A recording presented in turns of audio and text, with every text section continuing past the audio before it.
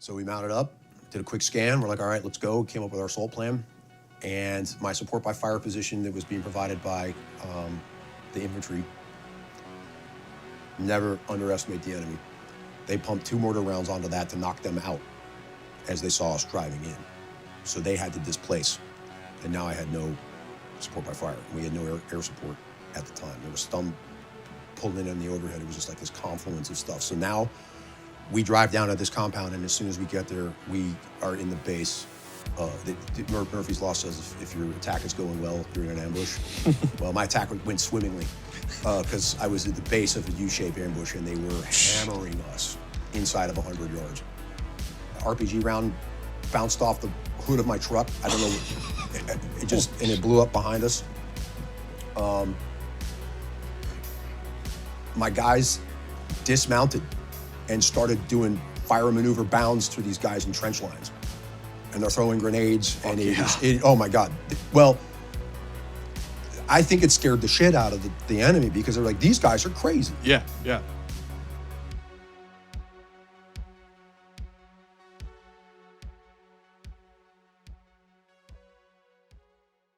Hey guys, it's your pal Jack. I just want to take a moment to tell you about the sponsor for this show, which is StopBox. StopBox makes this very cool box to secure your items in, or your valuables, or weapons. Could be a firearm, knife, things that you want to keep away from kids. Opens up like so. And the way it locks is very interesting. And you can change the combination, by the way. So you have these actuators on the side. And in this case, for demonstration purposes, the code is to hold down the index finger and pointer finger, and then come over and there's a thumb, hit that, and it opens up. So that's the code. This thing is proudly made in the US of A, so they keep the quality very high. It's also TSA compliant, so you can throw this in a bag and travel with it. And StopBox also offers a range of other innovative products, including their vehicle safe, chamber lock, and other essential gear designed to keep you prepared and protected wherever you are. For a limited time only, our listeners are getting a crazy deal. Not only do you get 10% off your entire order when you use the code HOUSE at stopboxusa.com, but they are also giving you a buy one, get one free for their StopBox Pro. That's 10% off and a free StopBox Pro when you use the code HOUSE at stopboxusa.com. Discover a better way to balance security and readiness with StopBox. Special operations, covert ops, espionage, the Team House, with your hosts, Jack Murphy and David Park.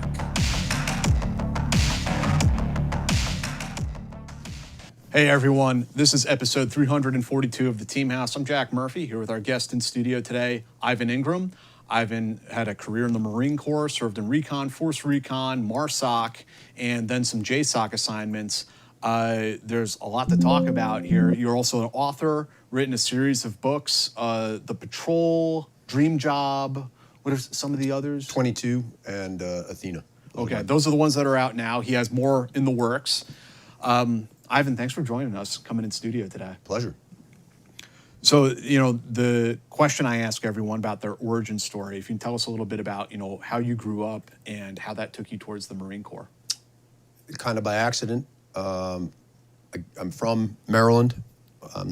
My father was a colonel in the Army. He was an Army psychologist. And he wrote a book called The Boys in the Barracks, which is a study of the Army's morale and a lot of the leadership issues that the Army as an organization encountered after Vietnam. And while what he found was a bit frustrating for the Army to read writ large because of the racism, drug problems, lots of insubordination, many issues that were plaguing, a unit or a force that had come out of protracted combat and just with really bad morale. He and his research team looked at special forces units, Army, Green Berets, to kind of understand why they didn't face the same issues. They might have had them in the same in some areas, but not nearly across the force the way that the Army did. And so they were looking at ways to harness that which high-functioning units with good morale and good leadership were working so that they could actually try and export that to the larger United States Army. So as I was growing up, that was the world in which I was living, and I got to meet a lot of Special Forces veterans because those are the people he was interviewing or people who were helping with some of the projects he was working with or working on, and the people he was working with. And then the other side of that, my mother was a professor of English, expository writing teacher at Howard University. So I grew up in a house where writing, that was something that both of my parents did. And I kind of eschewed the military lifestyle, even though I was very into military history, and I loved going to museums and things like that. I grew up in Europe for a time. I got to travel all around and go to different battlefields, and as a young kid, that was just a great way to grow up.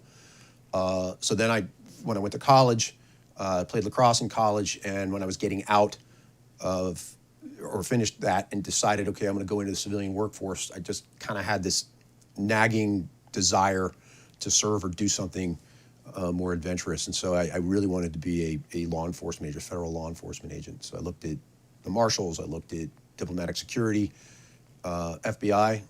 Can proudly say I was turned down by all of them. And I asked, like, why, what's going on? What do I need? And they were just like, this is the 1990s. You need experience and you need a little more seasoning. So their recommendation, some of the law enforcement agents I was talking to, were just join the military and get some experience, get your resume built, and then reapply. You're young enough that you can do that. So I did. Joined the Marine Corps. And what year is this? That was in 1997. Okay. And my father, being an Army officer, after I'd signed the paperwork, I don't know if you think I thought I was going to do it. Because I came to his house in December of 97. And my father was a recovered alcoholic. He hadn't had a drink of whiskey in years. He was a bourbon guy. So we're drinking bourbon tonight, so that's only fitting. And he had this bottle of Jim Beam that he kept with the cork still in it from his last drink, and he kept that on his desk for, like, just a reminder, like, I don't do this. And so I showed up to his house and I said, Dad, I did it. I joined the Marine Corps. And he had this ashen look on his face, like, oh my gosh, like, you really, okay, again, you said you were going to do it, you did it. I guess this calls for a drink. And I said, Dad, you don't drink. He goes, it's not for me. So I probably had a drink from the last sip of the bottle that he had, and I guess he passed on that legacy, but he wasn't lying when he said that. So Passed on the torch. he did. He's like, you're gonna need this, and so I was lucky to have him as a resource for learning about leadership, about officership, about followership, about just the dynamics of what it is to be inside of a military organization.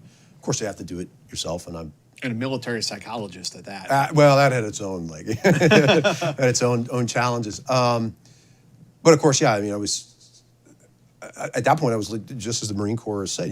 He's working together, but gung ho. I was into it. I wanted to be part of this. I thought this is going to be great. I'll do my 4 years, and inside that 4 years, I'm going to try and do as much as I can, and then or 5 years, and then. So you came in as an officer? I did. I went to OCS. I was probably a recruiter's absolute dream, because I didn't ask a whole lot of questions, and I was just like, all right, when do I get set up? And they said, oh, well, we don't get guns too quick. Just hang on. We'll get to the training. Down there. Just hang on, buddy. Am I going to jump school soon? They're like, easy guy. So I had a lot of things I had to learn about the process, but ultimately I was motivated. Motivation will get you through a lot, as we know. So I hope that at least gives the beginning of the context. We can expand on that if you want. Yeah. So you come in as an officer, go to OCS. I mean, what I don't, in the Army they call it a branch. I don't know if they call it the same thing in the Marine Corps. What did you kind of branch into? What was your basic course?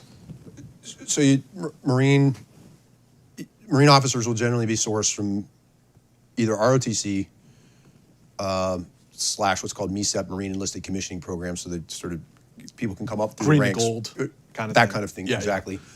But again, that's tied to some sort of established ROTC, Naval ROTC program, with the university, or OCS.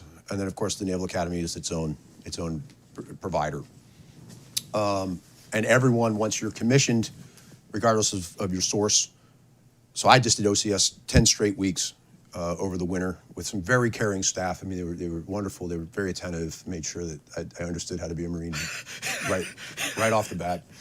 You never forget your drill instructors, and if anyone says they were a Marine and can't name their drill instructors right away, no matter how long ago it was, they weren't. They didn't do it. So Gunny Town, Staff Sergeant Carpenter, and Sergeant Torres, wherever you are. Left an impression on your young mind? Yeah, I would say we're probably the three of the most interesting men I've ever met in my life. So you go through OCS, and then after that you go what's called to the basic school, which in the Army equivalent would be kind of like Bullock, but you're not getting actual branch training. Okay. So in my case, everyone goes to the basic school for 6 months, whether you're an aviator or you're... So they're teaching you like Marine Corps mission planning and that kind of thing? Just the basics of being in a rifle squad and carrying a machine gun. And Gotcha. It's not easy training. I mean, you're doing all kinds of live fire ranges, and they just teach you, they say every Marine a rifleman, but they want every officer to be able to lead troops. And you may never touch this again if you go to supply or, comptroller or what have you, and not putting down anybody's MOS, but so when you talk about the military occupational specialty is what you get assigned. And when I joined, I sat and took the Naval Aviator test. And the results were such that they said I could fill one up with gas, but I wasn't going to fly one. So I had to do something else. And they were like, well, there's a lot of loud, hot jobs in the Marine Corps, Ivan, and maybe you'd be an infantryman because you're big and you can carry a lot of shit. So maybe that's for you. And I was like, oh, yeah, that sounds good. Carry guns and run through the trees. And then when I was there, I met guys who had been in the MECEP program who had been in Force Recon. And they started telling me, I really didn't know that much about that side of it. And they started telling me about Force Recon and their time in it. And all of a sudden I was like, that's where I want to go. And you had to be an infantry officer at the time, or a ground intelligence officer, scout sniper platoon commander, to really be considered for those jobs. So that rubbed off on you fast. Oh yeah, and these guys were also, they were fit. They carried themselves a little bit differently. There's a lot of bullshit in the military, and they just seemed to be able to transcend it. They just seemed like they had it. A better, one of my very good friends that I served with, and he just retired, just a little behind me. Of course, he made it a colonel. I didn't quite catch him, but he was the first guy that I really met who had done that. And I thought, okay, this is a culture. This is a kind of a thing I'd like to be a part of. And I really didn't know that much about it, but you first had to get to the fleet. You first had to be an infantry officer. So after I finished the basic school, I then went to 10 weeks of infantry officer course, which I haven't been to Ranger School, but it is very much like Ranger School in that you're just doing lots of mission dynamic planning, and it's all officer-based. You're leading your peers and learning how to do the infantry officer course. It produces a very good light infantry leader. Now it's I think even better because they do a lot more call for fire. They talk about combined arms in ways that were evolved as a result of the GWAT and just the experiences they had. So it's, as far as the Marine Corps writ large had in combat in both Afghanistan and Iraq. So they've improved that incrementally, but back then it was still very tough, very dynamic training. And back in these days in the 1990s, the Marine Corps wasn't a part of Special Operations Command, and they didn't have a presence there. And I mean, I'm going to trigger some people when I say this, but Force Recon and Recon really kind of was like the special ops of the Marine Corps, even if it wasn't technically on paper. And those guys were, I think they were on par with SEALs, Rangers, Green Berets. I mean, they were highly trained, motivated dudes. I agree. I mean, the pipeline, once I was assigned to 1st Marine Division, 1st Marine Regiment, 1st Battalion, 4th Marines in Camp Pendleton, California. By far one of the best assignments I've had, even still, of all the pictures and stuff I have on the wall. My first infantry platoon, I had a great time across my career, and I got to be part of some really stupendous units. But you never forget your first, and these guys were yeah. Take us into that. Your first PL assignment with the infantry. Yeah, I was my first day, I showed up. We didn't have even the Firewatch medal. We didn't even have the eggs and the ketchup and mustard medal back then, because there was no war, there was no service. So the only thing I had going for me on my uniform was the fact I was a double expert. I had expert rifle and expert pistol, and those were the only two badges hanging on my service alphas, and that's what you checked into the regiment in. And I went down to 1-4, and as I was coming in, a staff sergeant was coming out, and he's like, whoa, so where are you going? I said, oh, I'm going in to check in. He goes, not like that, you're not. And he reached up and he fixed my tie, which I guess had come, askew while I was sitting in the car. So that, already I've got it, staff NCOs, helping me out. And this really green lieutenant. So I walk up the stairs, and I go to see the executive officer, and he's a major, and he's this grim-faced, angry dude, and he's sitting there looking like this. And I don't know whether to knock on the hatch or whatever. So he looks up and he goes, who are you? I said, oh, my name's Lieutenant Ingraham. And he goes, get in here. And he reaches out like this with his hand. So I walk over to shake his hand. He goes, I don't want to shake your fucking hand. Give me your OQR. It was the officer qualification record, the jacket. I'm like, oh, yes, sir. I guess this is how, welcome to this. So I haven't even been in this building for 10 minutes. Already had that fixed, and now he's giving me the business. He goes, you haven't done shit. You don't know shit. You're going to Charlie Company. Get downstairs. And that was it. So I was like, where's Gunny Highway? This is nuts. And so I walk back downstairs, and as I'm coming down the passageway, this is what we call it, you guys call it a hallway. Coming down the passageway, I see the Charlie Company offices, and out comes my first platoon sergeant, Pat Reddick, and he's like, we heard you were coming. Thank God you're here. And I said, why? This is great. What a welcome, man. I had a rough morning already. He goes, well, we got 5 Marines right now who are under investigation for a congruent, and here's their defense packages. And by the way, we got to go see the battalion commander tomorrow afternoon. So I was taking care of it, but now that you're here, you got it. So that was my first day in the infantry. I had 5, guys under charges, and one dude who requested court-martial. And I was standing for the hazing. They had a whole bunch of thing going on, and I was like, wait a minute, the basic school, they didn't talk about any of this stuff. We were talking about 2 up and 1 back infantry attacks and all this other stuff. I was in a helicopter company, so I was like, well, we're going to go faster opening, we're going to do all this stuff. Nope. Sure, platoon had some Jack Nicholson, you can't handle the truth. Yeah, kind of like that. Yeah. They just got back from deployment and got a new shipment of boots from SOI, School of Infantry. And the old guys decided they wanted to tell the young guys what's up, and so then there was a problem. So that's how I was introduced to the Fleet Marine Force, and from that point forward, I was like, okay, I'm in a different world. So how'd your court-martials go? The one guy, let's say not yours, because I wasn't court-martial, I was there to observe. The one guy beat it, and actually ended up going to First Force Recon Company. Now that I think about it. The other guys all request, they took their NJP and moved on. We went through it, and I still talk to my battalion commander to this day. John Holden was his name. In fact, he had a great command climate, and it was a great unit to be a part of. I kind of regret that he didn't get to take that unit to war because it's just the bad timing of everything. But he was a dynamic leader. He really cared for his people, and he was a good mentor. And he told me years later, he was like, that was a tough way to come into the, for sure, to join us. And so otherwise, how did, from a leadership perspective, how did you push your platoon past that? You walked in, big bag of shit you get handed. Well, you have to, I've always said this regardless of unit, because believe me, I got in units like, hey, you don't want this guy, he's a shitbag. Or, hey, this guy's got problems. And I try to give everybody the benefit of the doubt. And by nature, I am kind of a judgmental person. I am a judgmental person. There's someone right now who's like, kinda. I can be. And so I was like, everybody gets a clean slate. And whatever adjudication happened, it was not mine to decide. And it didn't happen while I was here, even though I inherited it. So yes, you're responsible, but on the other side, now we can grow. We're going to have to. And some of these guys, again, actually found that they were pretty creative. And some of these guys, my father being a psychologist, I one time asked him, like, hey, Dad, how do I get to know my guys? What should I find a way to get some sort of personality test for them? And he's like, well, you don't know how to review any of that shit anyway. This is all clinical. He's like, just get a keg of beer and lock the door. About 2 hours later, you're going to figure out who everybody is. And he was right.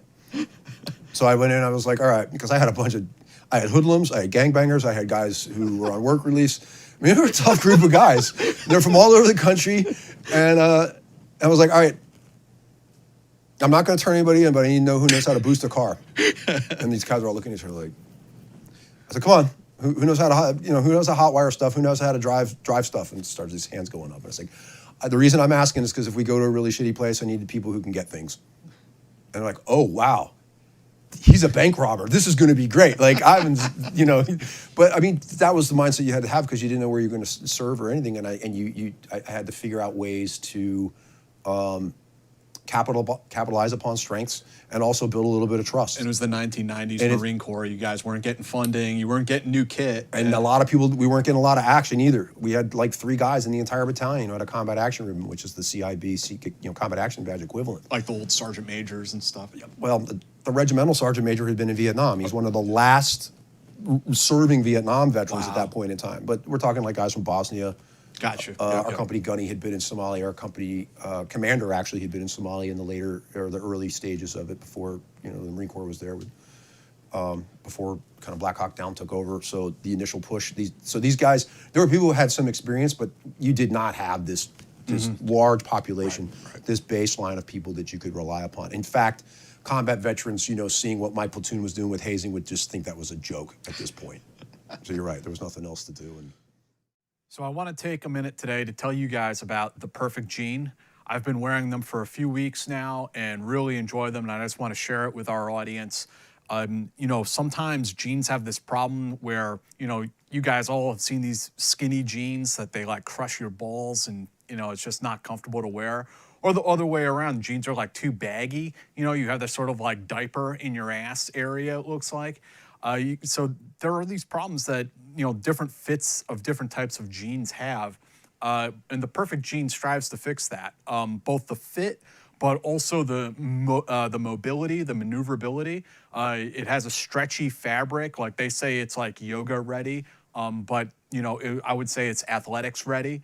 Moving furniture, doing things around the house, you're not gonna have that like super tight, like constricted fit that you feel like you're not gonna be able to move around in. And there are over 400,000 people out there wearing these jeans at this point, so not all of them can be wrong. I hope you guys will go and check them out. So a few scenarios where you can wear these jeans and where they really come together. Everything from, doing yard work or doing things around your house. If you have to move furniture around or you have to do handiwork, they're perfectly comfortable. But you can wear them, getting your man spread on the subway, if that's your thing. So the Perfect Jean is great for all kinds of different environments, whether it's doing handiwork around the house or on the job or athletics. And we really hope you guys will go and check them out. For a limited time, our listeners get 15% off their first order plus free shipping at theperfectjean.nyc or Google The Perfect Jean and use the code HOUSE15 for 15% off. That's 15% off for new customers at theperfectjean.nyc with promo code HOUSE15.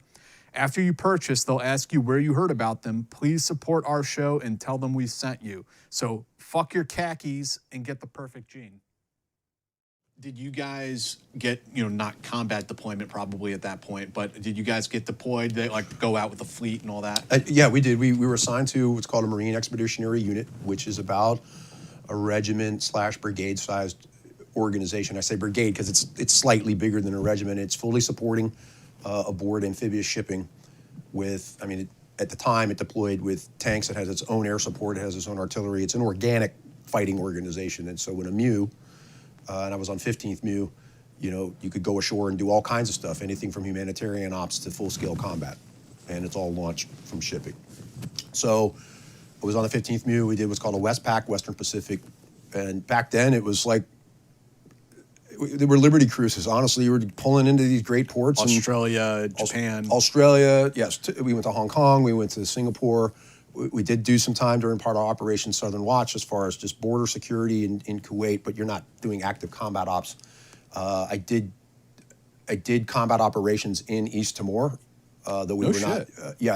That had just started to simmer down, but we went aboard or went ashore there, helping to establish, really get the country back on its feet. because it had been in a huge civil war at that point. I mean, in I know time. the Aussies were all over that, but I have to admit I'm pretty naive about the United States military being over there. Well, by the time we got there, the Aussies had really already, the Timuran Tigers, as they called them, they'd gone up on the border. And in fact, I met Dave Kilcullen years later. That's where he had got his combat time. And I always say Dave Kilcullen stole my combat because he got there first as an Aussie. But it was still an active combat zone, and we were flying missions in there, but we were doing a lot of humanitarian aid, trying to get infrastructure back up and running. Case in point for the infantry. They come to me and they say, hey, Ivan, there's this road that hasn't been cleared to this village in this one part of the highlands in East Timor, and we need your guys to go in there and pull security until we can get heavy equipment mechanics in there to fix the bulldozer. And they're like, so you go in there and do that. And I was like, well, why would I do that? I've got squad leaders. So I grabbed a squad leader and a staff sergeant. I said, hey, man, you're going to go in there. Now, this threw shockwaves through the MU. They were like, oh, my God, Ivan's not leading his guys on the ground. I'm like, what? This is what we're supposed to do. Like, this is how this... You have to delegate. But this is what it's meant to do. It's not that it's beneath me or I'm above it. It's that I have very quality staff NCOs and the right people. So remember what I asked about, guys learn how to boost shit. We task organized the squad to go in there for very specific purposes. Rapport, all this stuff. And they fly in, and originally they were going to come have a CH-53, a giant helicopter, come and like pick this bulldozer up that had stopped in clearing this road, and then move it to a spot that the equipment mechanics could work on it, because it was in this really kind of precipitous area. And meanwhile, the Marines were going to hold security so that these guys didn't get messed with by perhaps if the Timorese Tigers came back, which they probably weren't going to do because the Aussies were all up in the highlands taking care of them anyway. And so my guys go in, and like day one, they're just tinkering with the bulldozer, and they get it fired up, and then they just clear the road all the way up. Like, the mission's done, you can come get us. And when we showed up, so I flew in to watch this, and as we show up, they're playing soccer with the kids, and like I'm like, this is exactly building rapport. We got the mission done. Got it all done. It's like, so you just let the Marines be creative, and they'll figure it out. And huge lessons learned, huge leadership lessons learned there. Those jabronis knew how to sure hotwire a bulldozer. Yeah, it's awesome. Puente was a gangbanger from San Antonio, and he used to carry this picture in his pocket of him in a hairnet, and like he was like literally out of central casting with his flannel shirt and a shotgun under his arm. I'm like, yeah, this. Now he's a Marine sergeant, squad leader at the High Height. So, yeah, I mean, you don't forget guys like that. Yeah. Well, so we did do that. We did that deployment. It was 6 months, and then we came back afterward. And I say, being an officer, it's your job to identify the talent in your platoon and figure out how to use them, right? And have faith, and that's I think that's a critical part. We'll probably get into a little later. It's just kind of it's not so much risk aversion, because commanders will risk you to do whatever they need to do. But it's about confidence in whether you'll get it done. And it's in many ways, as we get deeper into the discussion, it's about branding. So what comes after fleet? What's the next step for you? You have Recon already rattling around in the back of your mind somewhere. And my battalion commander, John Holden, had been a Recon guy. And in fact, he had been the Marine Detachment OIC at Fort Benning. So any Recon person who came through there, who went to jump school, we didn't have a lot of exchange with Army USAFIC, the Army SF command, but with Big Army, i.e. the Rangers and the Ranger School, he would just basically help the Marines get to there and through there. So he's Ranger qualified, he'd been in Recon, and I took the Recon selection test before I went on deployment. Okay. So I could come back. Like test, you mean like a written exam, or? It was a physical. Oh, okay. Physical test. And like an actual selection. Yeah, an actual selection. Gotcha. Yeah, and a board interview. And they were like, yeah, okay, you can come on, but you could get through your deployment. And then when I was on deployment, Holden came to me and just said, hey, we're doing the slate for officers and stuff, and you still want to go to Recon, right? That's what you want to do. I said, yeah. He goes, okay. And so when I got home, I had orders to first Recon. And so, yeah, I kind of leaned into setting myself up. I wanted, at the time, I was like, I'd rather be in First Force because First Force had the direct action mission. I had deployed on our MEU was the MEU that Force Recon platoon. Unfortunately, had that tragic accident on the USS Pecos, where the 47. You may have seen this footage years ago of a 46 going over on its back, and seven Marines and sailors were killed on that. So that was a very tragic situation, particularly, a small unit like Force Recon that hits really hard. They had to reconstitute that unit, rebuild it. I learned a lot watching that happen as well. Bob Coates was the leader. Who later I met him years ago. The Det CO, who John Det Daly, One. Det One CO, John Daly, good friend of mine. Worked with. I know you've interviewed him. And then Eric Kapitulik was the platoon commander, and that was sort of a larger than life guy. So in that world on the MEU, that's who I was gravitating towards. But Force at the time only had 5 platoons, and they didn't have any room. So I went to Recon because I just wanted to get behind the wire. I wanted to just get in there any way you can.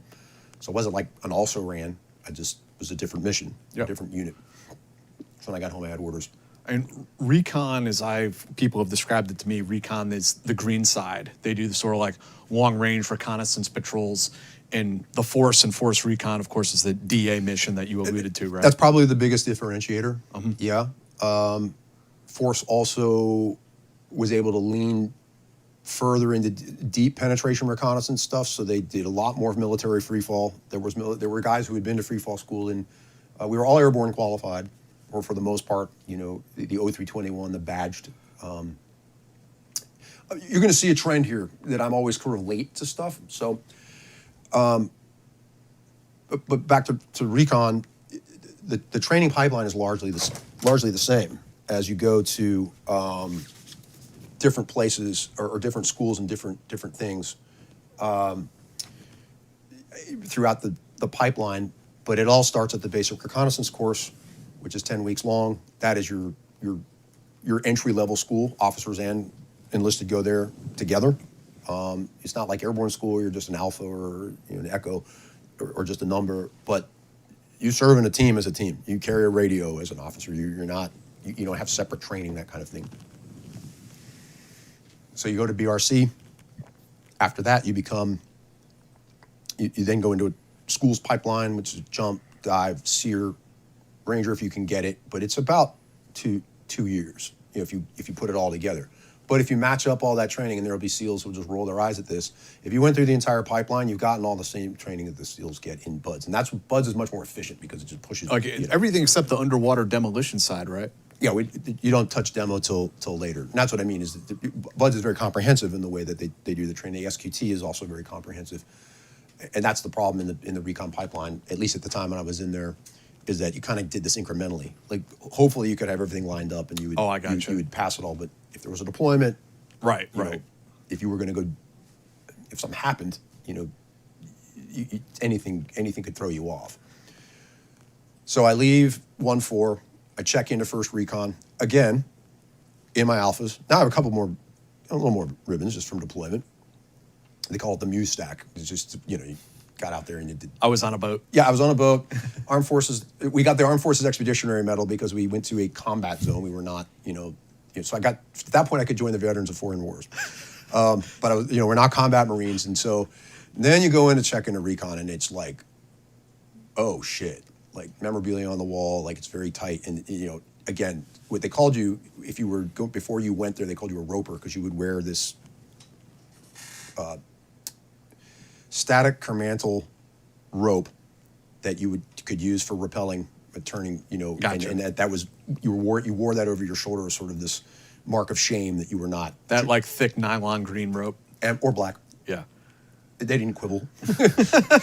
But I wasn't there long enough to become a roper because I got there just after my deployment, and I walked in, and Mike Polovic, who was they called him Iron Mike Polovic, because fit as could be, served. He was the Royal Marines Exchange. He was just a badass, and he too is sitting over the desk like this, and I'm like, here we fucking go again. Knocking the hatch. Who are you? And Mike was not nearly as gruff as my XO in 1-4. And who are you? Oh, it's Lieutenant Ingraham reporting this order. Oh yeah, Ingraham. After this, you're going to go over and see the XO. But right now, we've got you slated for about a year's worth of schools. And in the event that you should not pass, you don't have to be honor man, but if you shouldn't pass or you quit, your adverse fitness report will be waiting for you, and then you'll be in the parking lot. Is there anything about what I've just told you don't understand? Like, crystal clear, sir. He goes, go to the XO. So go to the XO, check in with him. It's like, your BRC class starts in like 9 days. You can go down and join, some of the swim stuff, but I hope you're ready. And I was like, basic reconnaissance course. This is going to be whatever. I'm fine. I just came off a boat. I'm lifting all day. I'm in shape.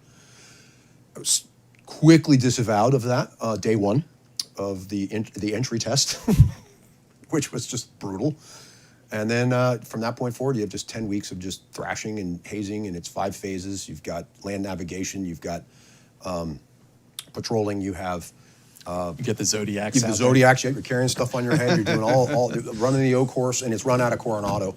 And yeah, you're training like literally side by side with Bud students, just port and starboard of the stuff you're doing surf checks, fins, all kinds of stuff. And, so you've got a communications package where you have to learn how to work all the radios, and, then after that, you do full mission profiles, and it's all green side patrolling. You're doing sketching and taking pictures and reporting, and then you have to move to extract LZs. And they were like, literally, if you don't make it to extract by the time you're supposed to, you're going to walk home, and they're not lying. Like, the fact that the instructors almost took like this sick, pleasure if somebody jacked it up. Like, well, I guess we're walking all night, and they would, and we would. And did the Marine Corps run their own dive school, or did you go down to Key West for? They do run their own dive school. Marine Combatant Diver is run out of Panama City, Florida. That must have been a lot of fun. I went there after BRC. That was the next step. That was my second stop. And I was in phenomenal condition by the time I got done with BRC, and then I went through a scout swimmer course, and then I went to MCD. And that was another, like, I felt like I got hazed for the entire first part. By the time I got to airborne school, it was a break. I was like, this is great. 2.5 minutes of fun crammed into 3 weeks. So dive school, is that all on the rebreathers? You start off in scuba. Okay. First phase is scuba. Gotcha. It's a lot like SFUO, and I actually later went to SFUO to participate in diver qualification and dive supervisor course with them, which is a lot more gentlemanly than being a student. So I've been to Key West as well, and Fleming Key there. But yeah, dive school is first phase is scuba, and then after that you go into just the rebreather, and there's a lot of night navigation, a lot of underwater navigation. And so, like, to describe for folks out there who maybe aren't familiar, I mean, the concept here, as you guys being Marine Recon, you're going to go and be the scouts for the main Marine element. You're going to swim up to the shore and do the hydrographical surveys and all that other kind of stuff. Yep, you could do that by surface if you wanted to. As one of the options could be to do it subsurface clandestine. Certainly, the rebreather allows you to do that. Honestly, the SEALs have a pretty good with their SCVs, and a lot of the profiles that they do, they're very capable. They can do harbor recons and things in ways that the Marine Corps can't. But you can't be good everywhere, and the Marine Corps was very good in applying the recon forces against, or the recon units against their forces in force mission. And so a good example would be if you're doing an assault and it was going to be an amphibious assault, but you still needed to have depth.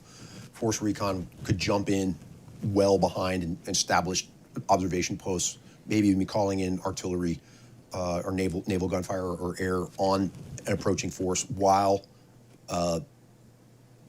simultaneous to them being inserted, you'd have amphibious reconnaissance going in and setting up, clearing not so much clearing, it makes it sound like you're using engineers or something like that, but just doing the surveys and making sure that you can actually land and establish a bridgehead. And but that's a very complex mission. It's a war type mission, and we didn't do that. And certainly as we moved into the later, the early part of the GWAT, and then as it progressed, I think we lost a lot of that reconnaissance capability. Patrolling. Yeah. That patrolling is, in my opinion, is one of the baselines that if your unit can patrol well, then you can do anything, because the principles apply. So when you're in your recon platoon, this is now like late 1990s, I'm guessing? I got there in August of 2000. Okay, 2000. And I went through the training, and we did a deployment. That's why I love Mike Polovic, It's like, we're going to do a battalion deployment to Hawaii because you can learn and get more out of training in good conditions than you will in bad, because we expect you to be able to do it in bad conditions, which is a complete difference from when I was training with the British SAS, who were like, no, the weather needs worse. Can we get it worse than this? Like that, now we'll go do it. SBS is the same way. Oh, it's not snowing in the North Sea? Well, let's just wait for it to get really shitty, and then we can get out there. I'm like, why do you guys do this to yourselves? It's like, because when else, like, this is when it's going to happen, guy. And they were right. They were like, Yeah. you know, I talked to a Falkland Islands veteran and parachute regiment who had been in the SAS, and he said that his fighting in the Falklands, while it was really, as a light infantry war, was really, really challenging. He's like, we trained so hard that when we got there, it was just sort of like, all right, well, we're just used to this. And there's something to be said for hard training. And so I say, I'm talking out of two sides of my mouth, because we went to Hawaii and we had a great time, but at the same time, There's a focus on developing individual skills, right? Right. It was really more like, hey, let's be good divers now, and then if you're good divers here, we can take you into the shitty weather, instead of let's just throw you into really bad conditions and then see what happens, because there are units who overstep that before, and people get hurt. Sure. So he had a good idea for incremental training, and that's March of 2001, and 9/11 is not even looming. Like we don't even know what's coming, and my platoon wasn't even earmarked yet to like be on another MU. So I probably wasn't going to be able to take my platoon out on a deployment had 9/11 not occurred. I was going to just kind of do my time, my fleet time.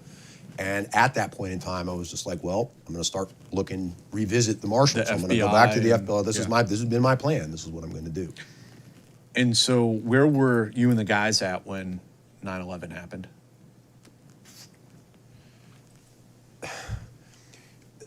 I'd come up with this plan to take my platoon to Switzerland to participate in Swiss Raid Commando, which is this special operations competition around Bern, Switzerland. Yeah.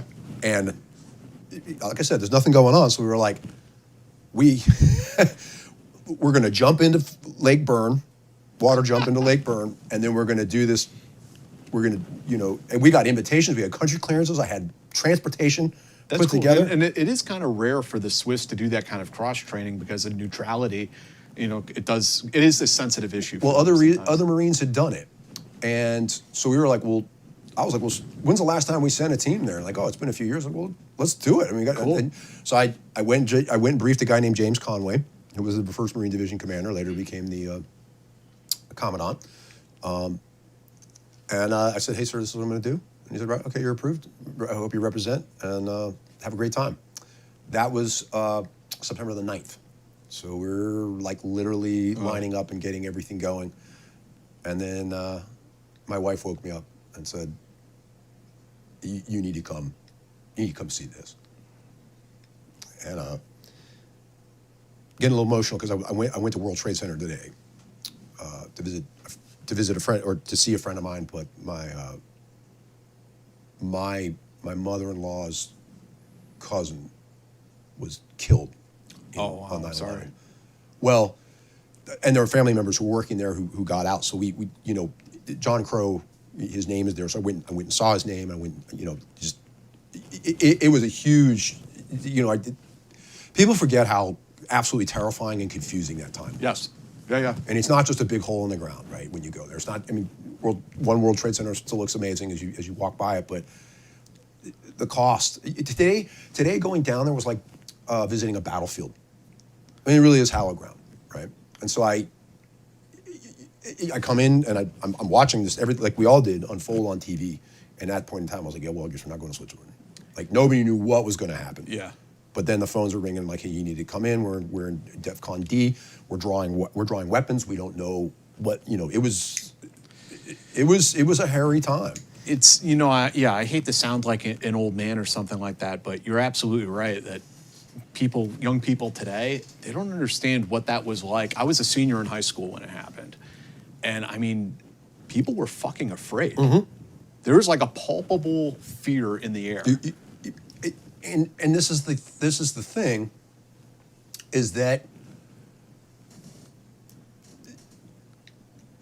everyone looked to our nation's leadership and said, what are we going to do? Into our military. And that's who the next look Rung down was the ladder, like, yeah. what are, and you know, Iraq wasn't actually on the docket at that point in time. It was all Afghanistan. We had MEUs that were out, and the next thing we know, one of our recon platoons is on the ground in Afghanistan. There's raids happening. Like, there's all kinds of shit, and everybody's like, It is on. It is on. Yeah. My buddy Nate Fick, who wrote One Bullet Away, I've known him, 20 some odd years. He was over there as an infantry guy, and he just the stuff that he was involved in, just as an infantry platoon commander, as these guys started. Remember when I said we didn't have any combat? He said in his book, we became combat vets overnight. Now all of a sudden we had a lot of combat vets, and they just kept growing from there. But yeah, sitting back in the States, we didn't know what was going to happen, et cetera. So. And I mean, speaking to the fear that your unit's drawing weapons and they're probably putting demo together and everything, like the units did that, as I understand, a lot of it was on their own volition. Yes. They didn't get ordered. They were just preparing, Yep. like they knew something was going to come. The intel shop all of a sudden had a lot of work, and we're like, having SIPR and high side stuff. There weren't a lot of not like it is now, where you would get screened and that was just sort of the way you work. Never mind top secret. So it was sort of like, hey, you guys need to get to work and start mining things. You need, right. What networks do we have? Like we didn't have the relationships that we have now between agencies, particularly at the national level. All this stuff was brand new. Mm-hmm. We literally were just grabbing maps of Afghanistan and putting them up on the wall and being like, okay, putting where are we going? little tacks in them. Yeah, the bear went over the mountain. Yeah. Dave Grawl is his name. We had a few guys come in and give PMEs on their time, having worked in Afghanistan in the 80s. It was the only information we had, and so we just didn't know. And so then from there, we just went into this crazy training cycle. We were out in the desert and honing our skills with vehicular patrolling, foot patrolling. How do you get teams in and out? Immediate action drills. The training then became very, very real. We're no longer doing this vacation You're shit. getting ready for a real world mission. Absolutely. Yeah. And so I was there for all of 2001. As we went into 2002, I was looking to try and stay. They don't have what's called stop loss, which would keep you in your unit. And I missed the push to Iraq because I got orders to go to the Amphibious Reconnaissance School to become the XO, which I did want to stay in Recon. I did want to be a part of it. It beat going on recruiting or something like that, but I was really frustrated. So I missed the Generation Kill deployment. I've known many of the guys who were in Generation Kill, Rudy Reyes, Nate Fick was a platoon commander, the guy they called the Iceman, all the Bride Colbert. All these guys were people I knew, and I remember the platoon commander coming in and took over my platoon, and I was just like, you. I told you I was late, Jack. Late to a lot. So I was just...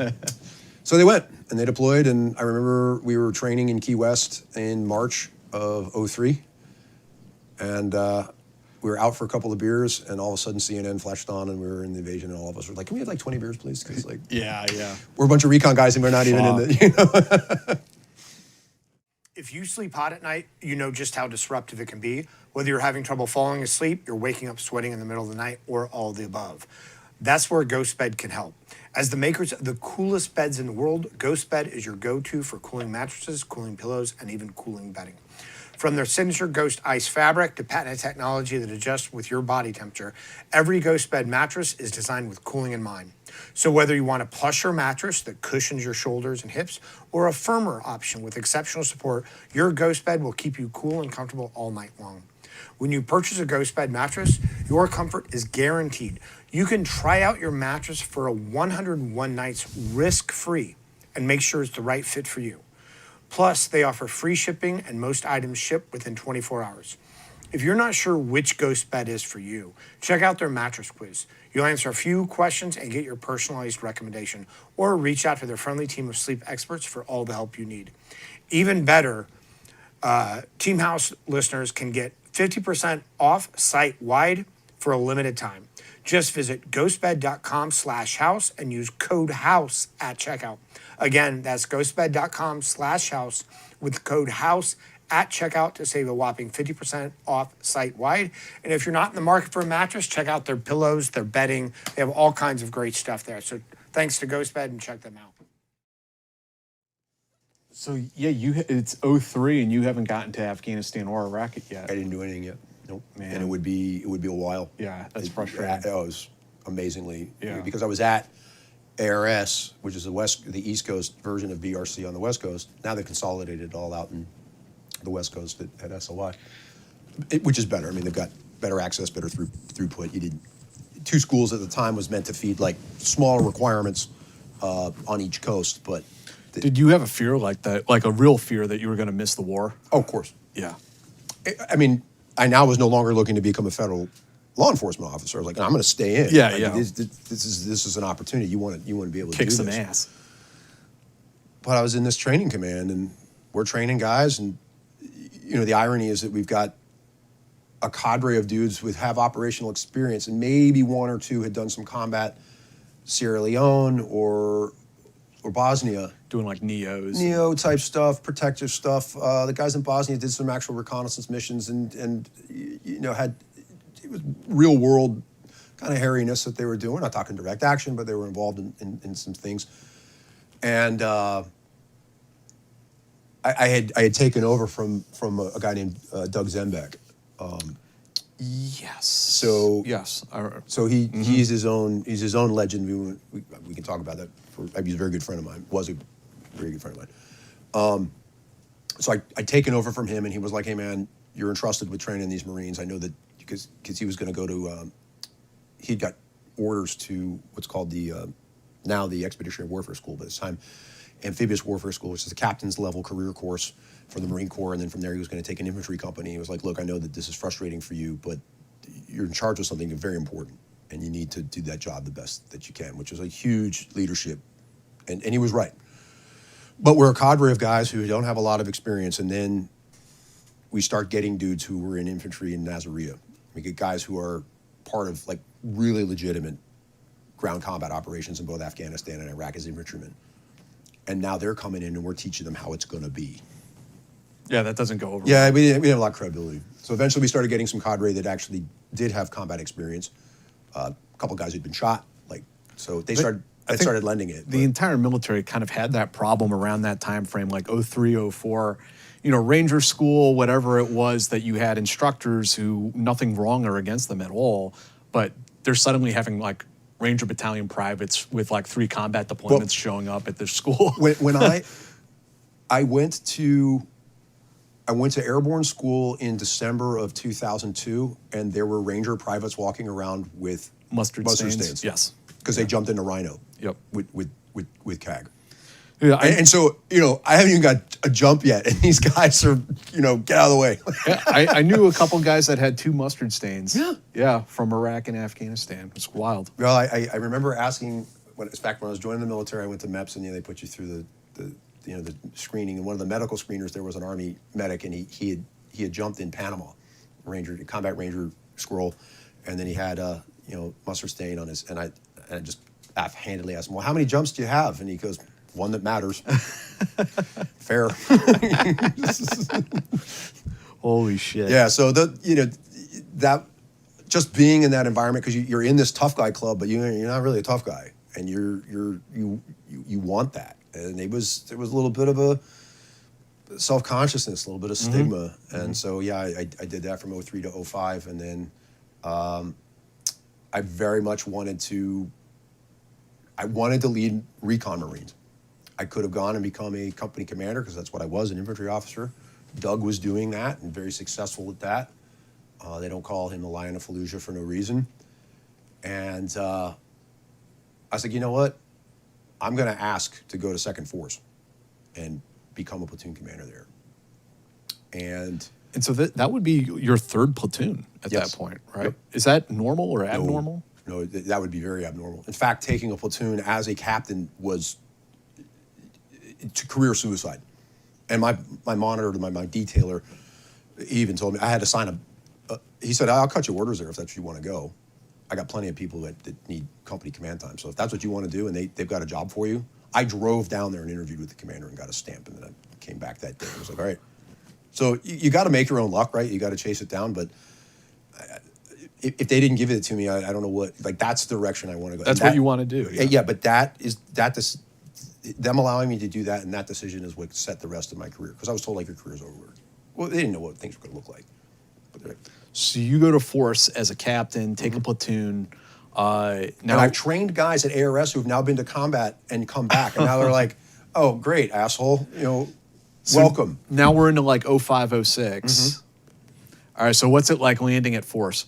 It is like the best way I could equate it is if you saw a Band of Brothers, it would be like checking into the 101st after they got back from Normandy. Salty dudes. Oh my God. Platoon sergeant, everybody. I couldn't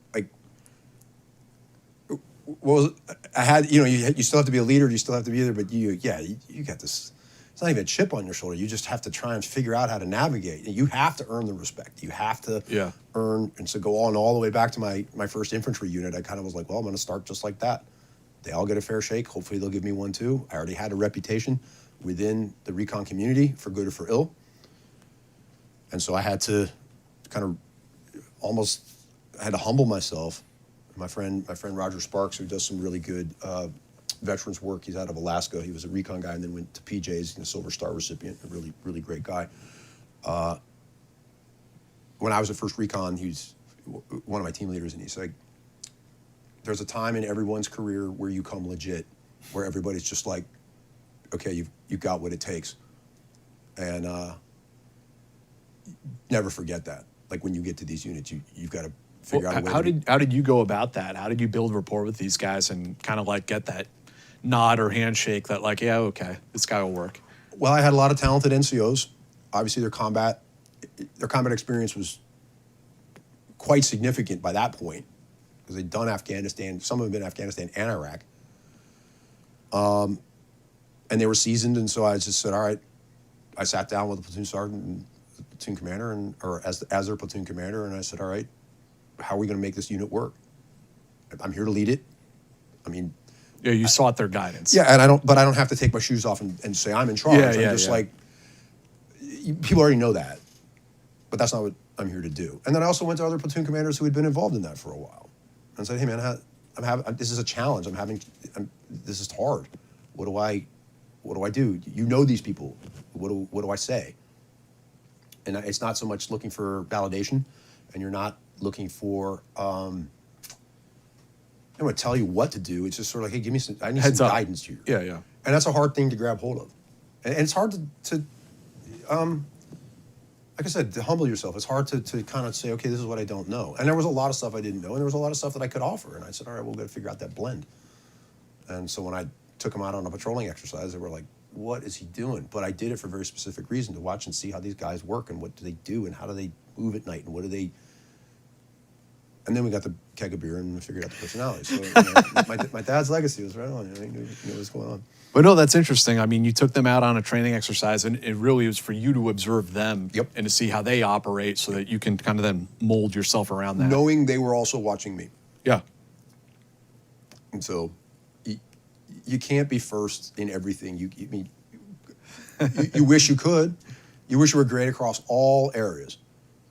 And, But these guys are hard chargers, yeah. Yeah, and you can't fool. You can't fool the audience. You can't fool the audience. Like, you got to give them credit, right, in the book and the movie or whatever.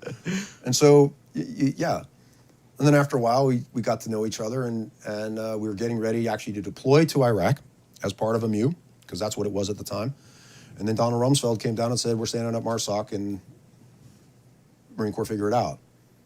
And I was in the right place at the right time to be a Planko in MARSOC when they stood Wow. up. So tell us about how that came about, because like one of the funnest stories about this that I heard, we had an enlisted guy, and I'm sorry I can't remember his name. He's an enlisted Marine, and he said that he was in Recon or Force, came back from a training exercise, and like the supply guy or something met them in the parking lot and was like, yeah, you guys aren't Recon anymore. You're something called a MARSOC, I think it is. That was Pete Perry? Yeah. And everyone was just like, what? So like I said, I was supposed to go on this MU in October, and I had already gone to meet with the MU commander, and I'd also met with the infantry battalion commander. Even though we were forced, we knew they were going to do a lot of reconnaissance linked up with second Recon, which is another, you have the same, second force, just like first force, and then you had Recon battalion. So we were trying to come up with like, how do we consolidate all the reconnaissance forces, which they've now done as part of the Marine Corps. Okay, so it's like under a Marine Corps Special Warfare kind of umbrella. Yeah. We can go into the back and forth of who got disbanded when and then who got reactivated. The Marine Corps is a relearning organization. We learn and then we learn a lot more, and then no one ever accused us over 250 years. It's our 250-year anniversary, unimpeded by progress. No one ever accused us of being particularly bright, but we're hard, right? Like so. I was actually up at Quantico at the breachers course. I got a slot as an officer, a very rare one, to go to the dynamic entry, explosive breaching course. So I am a qualified breacher, or was. And now their breachers are going, fuck this guy. But it's true. I was up there at the course and I got a call and they were like, hey man, you're not going to be on the MEU. We don't know what's going to happen, but MARSOC's just stood up and we're all now in MARSOC. And so when you get back, just stand by.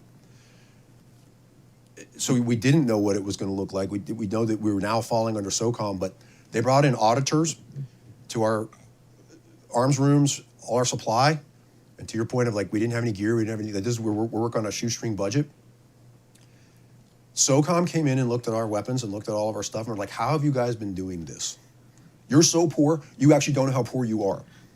Like they were concerned about like interoperability and things like that. The commonality of gear. Yeah. Like we didn't have PVS 15s, the 2 barrels. We were still running around with singles. Some guys had them as they were starting to come in, but I'm not saying we were using the CAR 15s, but we'd basic M4s, that kind of thing, and it was just like, okay, here's some money. Like go buy yourself some new boots, man. Go like down to Walmart or Cabela's. Go to 511 and hook yourself up. Like get whatever you want. Cry Precision was brand new. We're like get yourself 100 pairs of camis for all your guys. Like what? And if you need more, come see us. Like it's no problem. Like we got this crazy GWAT money, and then we're like, all right. So we start getting more gear. We start getting better equipment. We start really getting ourselves outfitted, and that's what we were able to do in those interim years. But when we weren't deploying, was build our forces up. And the best part about that was the Force Recon platoon that I had inherited and now was part of. We were together now for another 2 years after that. So we had incredible unit cohesion. A lot of time together. My jump masters, like, they knew exactly who was who. We all knew what skills we had. We had levels of training that we'd been to that hadn't been done because we had this opportunity. And that's kind of how I looked at it. I was like, well, we don't know what's going to happen, but we can be ready. So we're going to train, and we're going to train really hard. So, yeah, talk to us through that a little bit. After you guys went down and bought all of your Oakleys and Velcro and everything that you needed. Well, to be fair, a lot of guys were already leaning into that. they already cleaned out the places in town. That was legal. Now it was legal. How did you begin, like, standing up? I assume, you mentioned auditors and so forth. There must have been people coming down, and you had, like, some benchmarks you had to meet to be, quote-unquote, qualified as a SOF unit. Yeah, that all came out of SOCOM. In fact, the Army did a lot of evaluation on us, particularly. We were direct action focused at that point in time, particularly. So there were people from SIF, there were people from CAG, and they were curious, like, how do these guys train? What do they do? We invested in marksmanship training on a huge level. We invested in our tactics. We revitalized how we did stuff because Delta had found that 5 guys attacking the paper people army was not really effective, and dudes were getting shot, and it was so we had to relearn a bunch of things. Aggression helps in those fights, but you also have to be a thinker, and like the British say, take your time but hurry, be careful but get it done. Be deliberate. Yeah, and if you're in, but like we had to change things immensely in the way that we trained and the way that we approach stuff, and that was a lot of learning as well. I mean, guys had come back from Iraq with Humvees that they had gotten the CBs to weld armor plate on, and they're like, yeah, there's got to be a better way to fight than this. And so they designed the GMV, the ground mobility vehicle that we all started. They went to Letterkenny Arsenal and said, okay, we want to design a vehicle that works. So from the ground up, it was tailor built for SOF use. That's why they had the SOF variant GMV, the turret and all those things. So we have to not preface this, but at least explain to the viewers to kind of like dovetail this. We had Fred Galvin on the show a few years back. We have his book, right? A Few Bad Men, right there. I know Fred very well. You know, you guys can and should go back and watch his interview, and you can. That first MARSOC deployment sounded pretty hellacious for those guys and what they went through. And to be fair, I was not there. Right. Yes, Right. That's what I'm leading up to here. Is that same you with were Generation Kill? I was not there, so it makes for good TV in some ways. But I can just say who I know. And you were the follow-on after Foxtrot. If you kind of take us through that a bit. Yep. So I was the direct action platoon commander. We were paired up with an infantry platoon. They call a trailer platoon, which is really not a good name. They were meant to be an augmented security force for us doing a direct action mission. So if we were isolating an objective and we, the assault platoon, were attacking or going into the assault, the infantry would be an external security. They'd also come in with heavier weapons, machine guns, that kind of thing, and be able to lay down some exterior higher firepower. And they were also able, it also allowed us to put every assaulter on the objective and not have to have a driver. Like they could take care of all that for us. But so another thing we invested in was driver training. We went to BSR, we did day and night, we did off-road, Old mobility, yeah. It's a lot of fun to drive an old police Caprice Classic, with a big block V8 405 at 100 miles an hour on night vision goggles down a racetrack. Crown Vic. Oh my gosh, yeah. And just roll, like you got the cop suspension, you just fly. Yeah, it was great.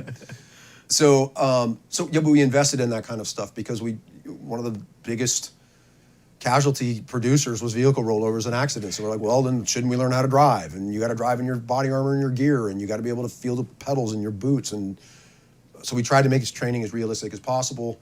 And then so the MARSOC company at that time was 120 people, and that had enablers, communicators. It had our company commander was a major, like Fred was the company commander for Fox Company. I was in Golf Company at that point. And then we were to succeed Fred and his guys.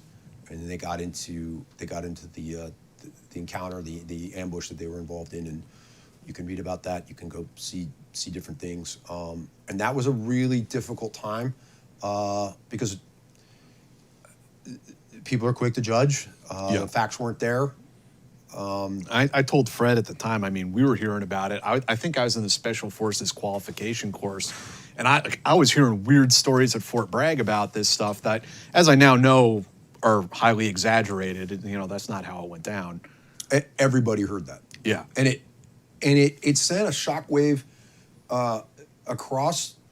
I mean, the Marine Corps has never liked MARSOC, and at that point in time, it was like they really didn't. This is what told you so. This is what you get, which is totally unfair because he had, man, if I had a good freaking group, he had a team of dudes in that unit. Especially his direct action unit. It sounds like they have been. It took a hell of a long time, but they have been vindicated. It's been adjudicated. Yeah. It has, but they. It lingers.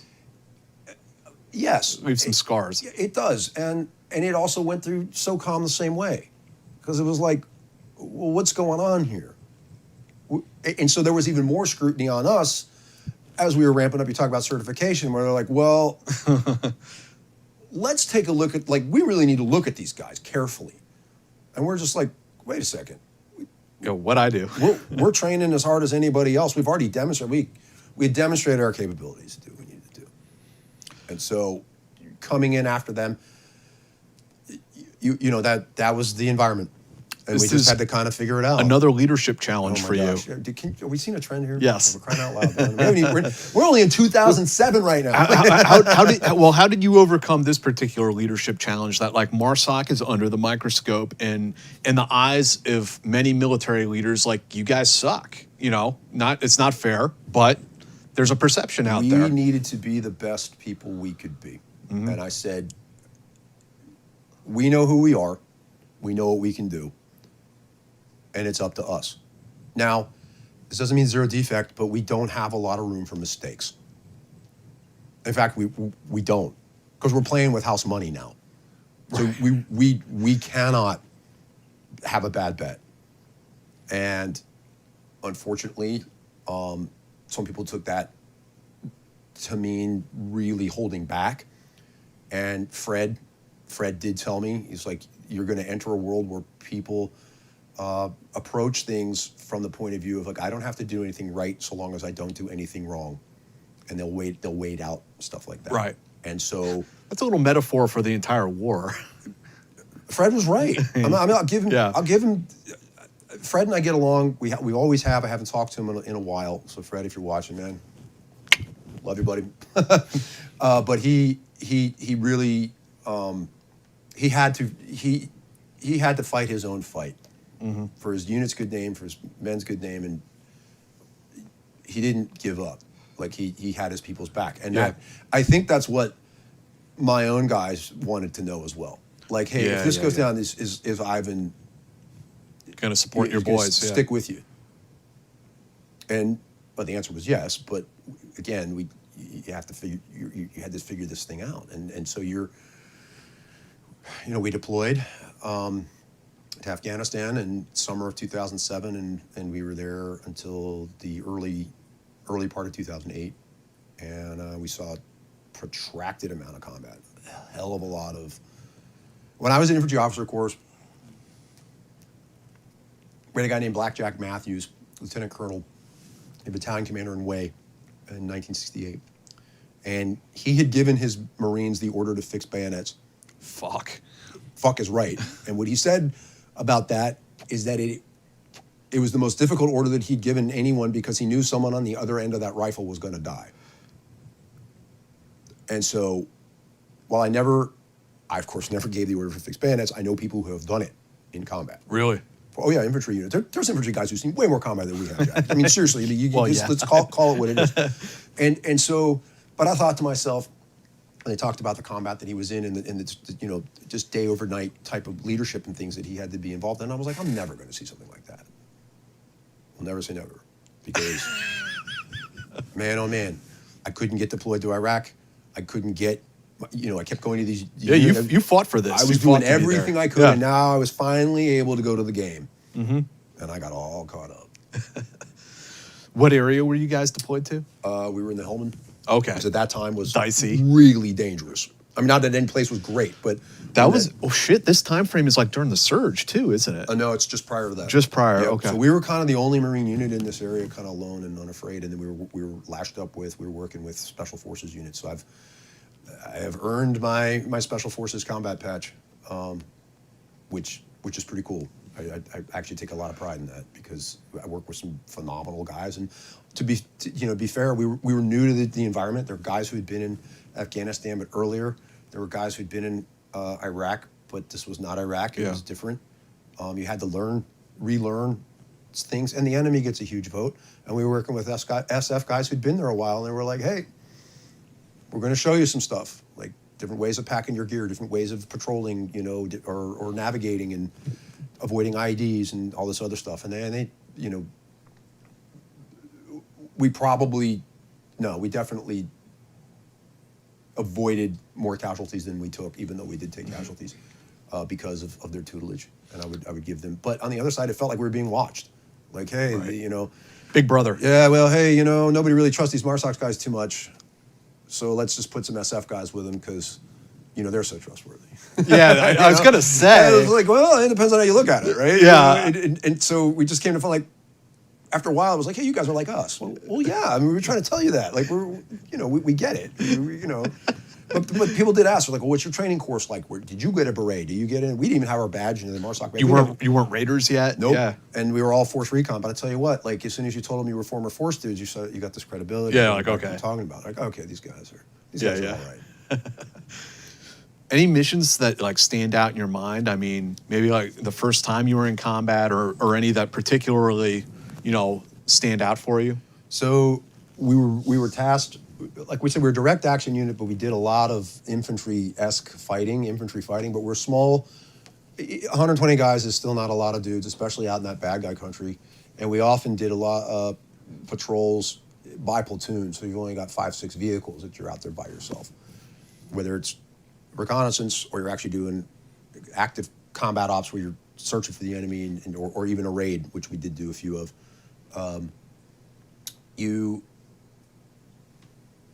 We did a clearing operation, and it makes it sound like it's an old Vietnam search and destroy, but that's not what it was. We're just kind of moving up this valley to kind of Movement to contact. movement to contact. We're really trying to figure out the enemy, because the big push was going to be on a city called Musa Calais, which is further to the north, and we were down south of Kajaki. So none of the 610 route hadn't been made yet. Any of that stuff, you know, those things, those improvement projects hadn't been completed, and they were like, well, what's the enemy like up in this valley? We got to go figure it out.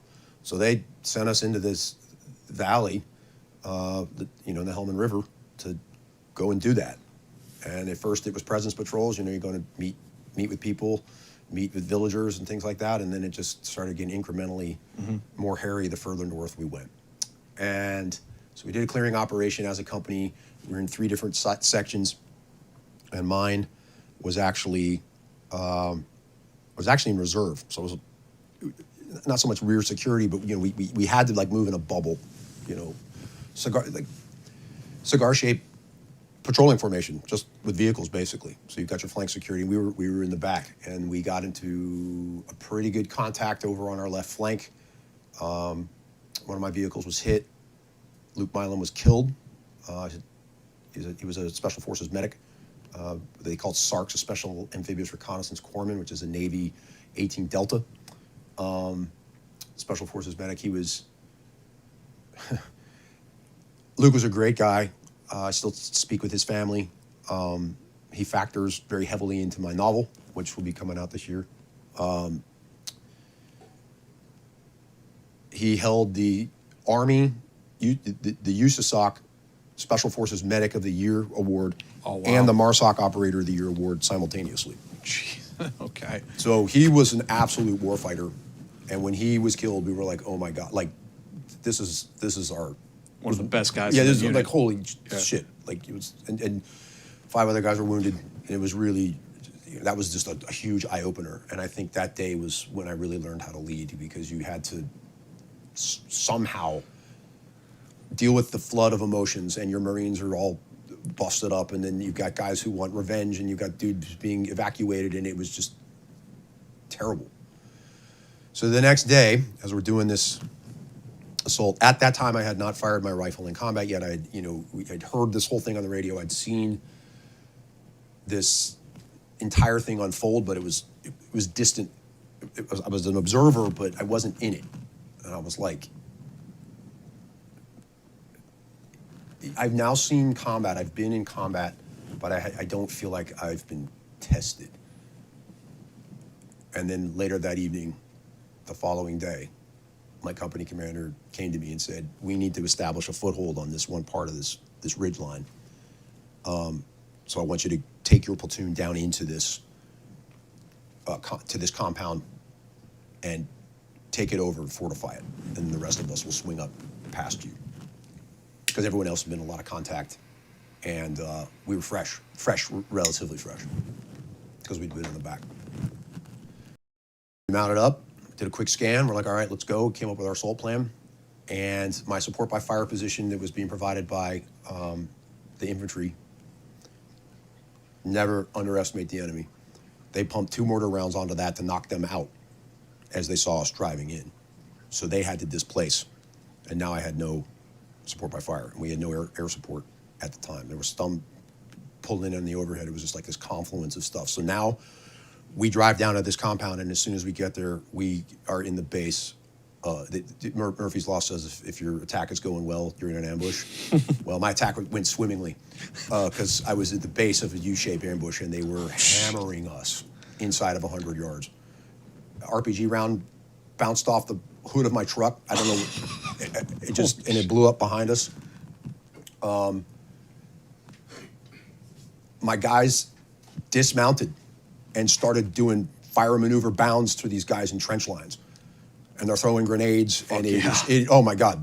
Well, I think it scared the shit out of the enemy, because they're like, these guys are crazy. Yeah.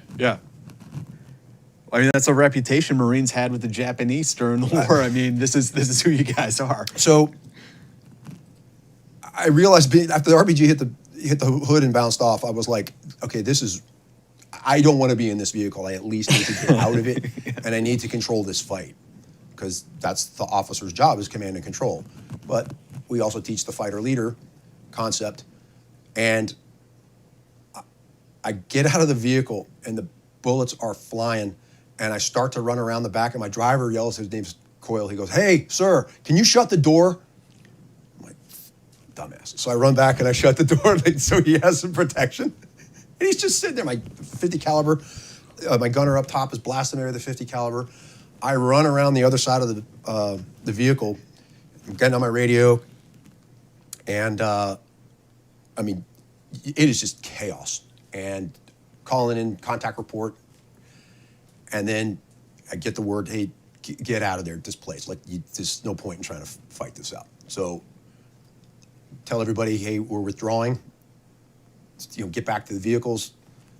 And again, like, I've seen these guys now running forward. I don't know if anybody's down in these trench lines now. Like, I've lost sight. It's dusk, so you really can't see what. There's a lot of dust and firepower coming in, going out, and we are in just a severe firefight. And I owe Eden Pearl, Master Sergeant Eden Pearl, who has passed away, unfortunately, due to his wounds from years back. I owe him everything for teaching me this technique. And he told me, if you run around a piece of cover, you need to re-clear that piece of cover because you don't know what's now on the other side of it. And I took up the stance just like we were trained, and I leaned out around the edge of that truck, and there was 3 dudes running with a PK. Holy shit. And I zapped them all. And those are the first people I'd ever seen in my sights or killed. And they all went right down.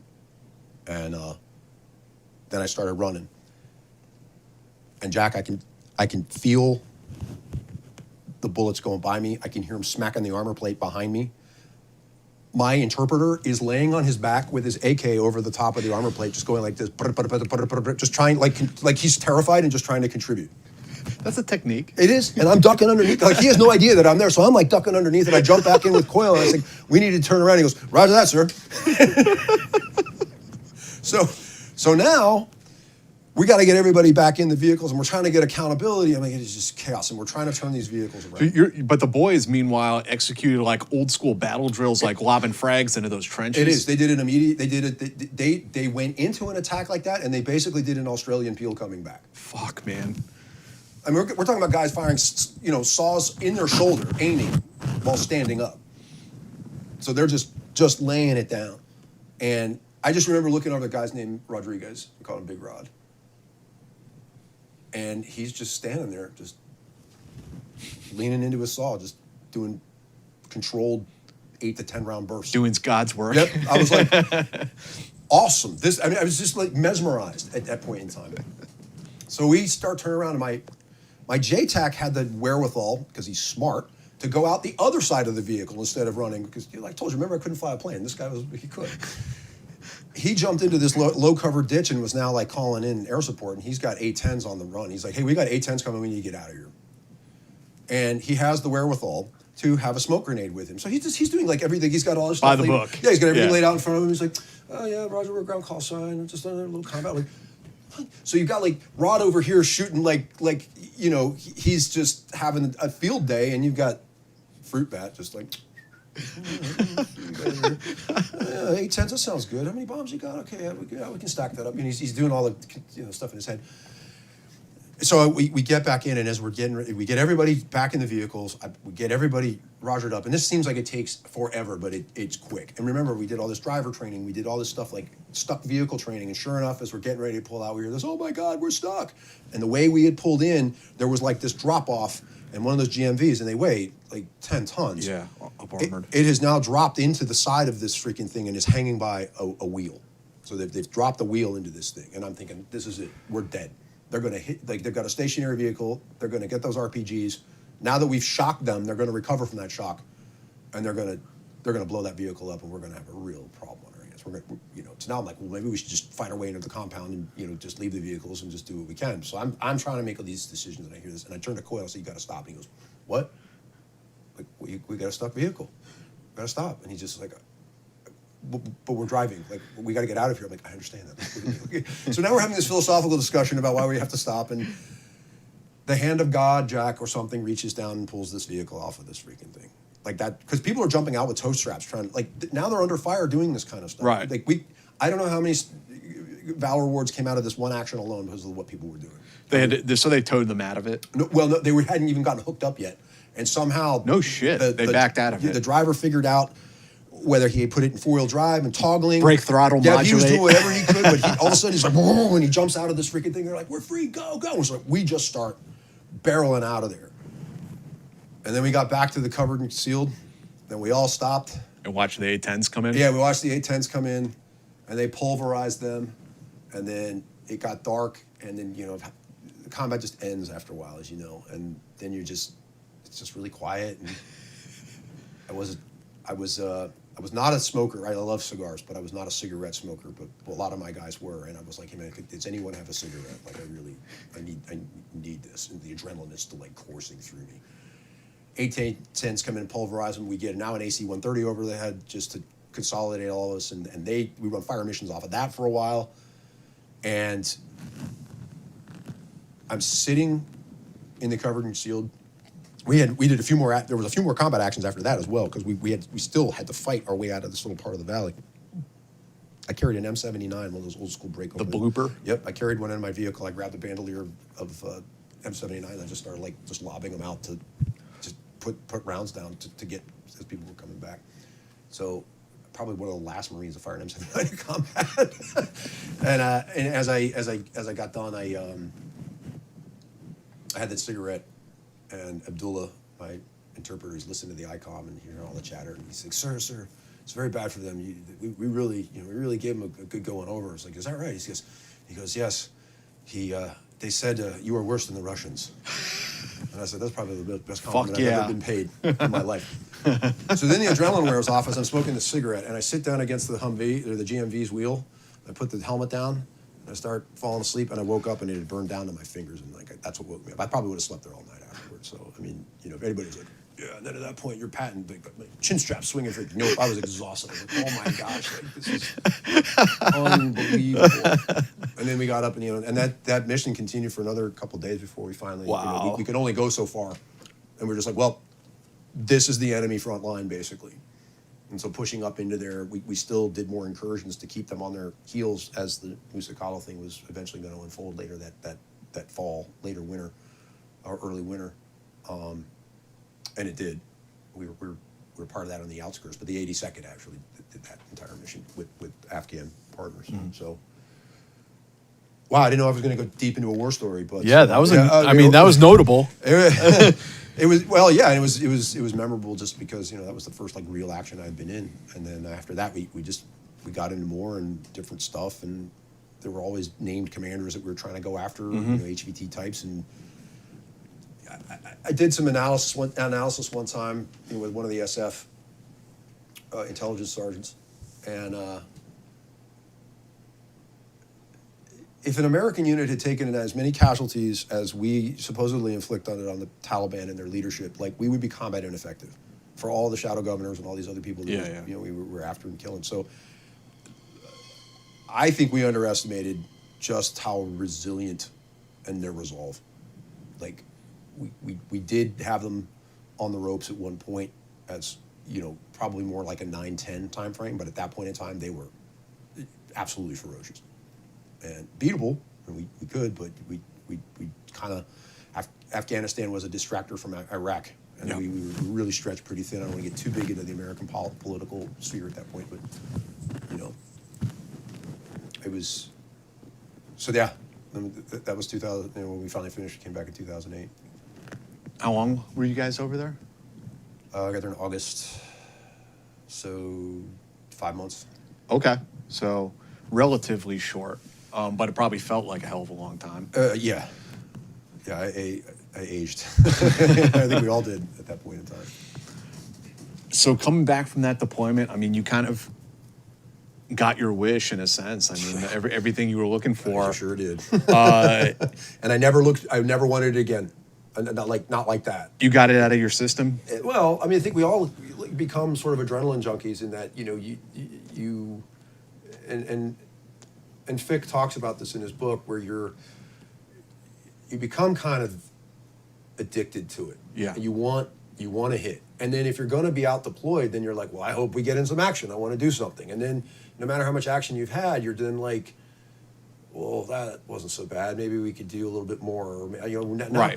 I've been in this big ambush thing. I want to CQB fight. I want to push it a little Yeah, further. I want to get in a room and actually get in a gunfight with a guy. No, you don't. Like, there's a there's a reason we changed our tactics on this. Like, it's, So you became a little bit more cautious in that sense, like kind of like be careful what you wish for, sort of thing. I think more circumspect. Yeah. Definitely. More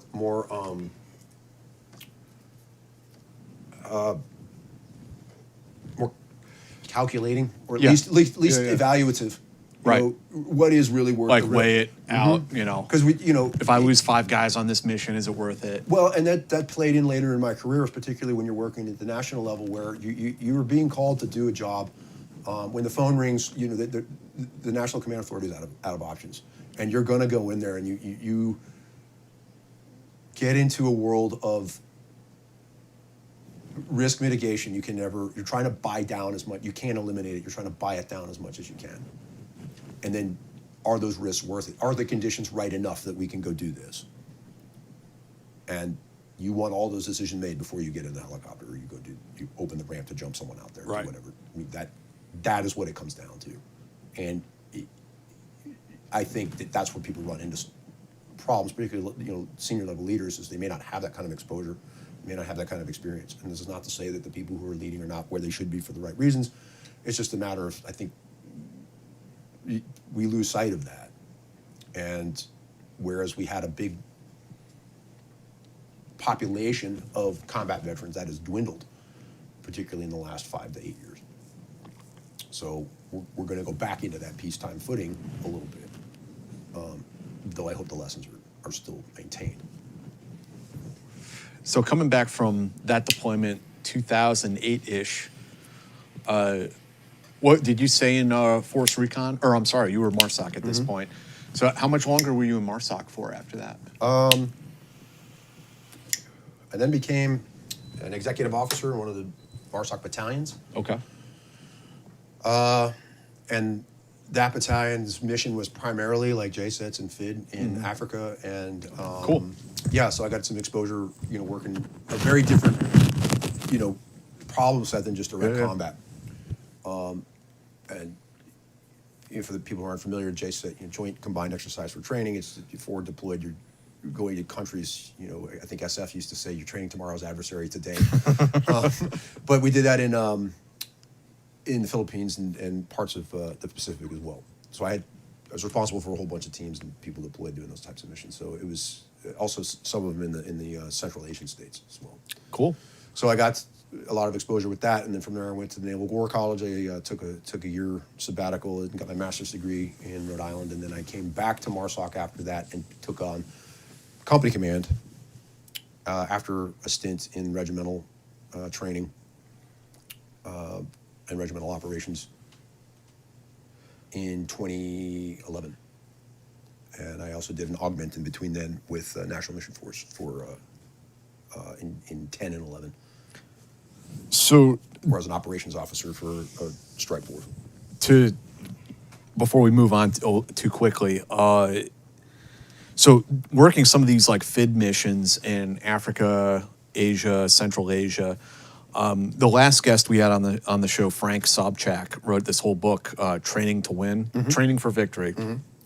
And he examined 5 different partnership relationships that we have around the world: El Salvador, Philippines, Colombia, Afghanistan, Iraq. It's pretty diverse. Yeah. And so anyway, I would just like to kind of like probe your experience a little bit on that. Like, what was your takeaway from some of the partnership relationships that MARSOC formed in those years?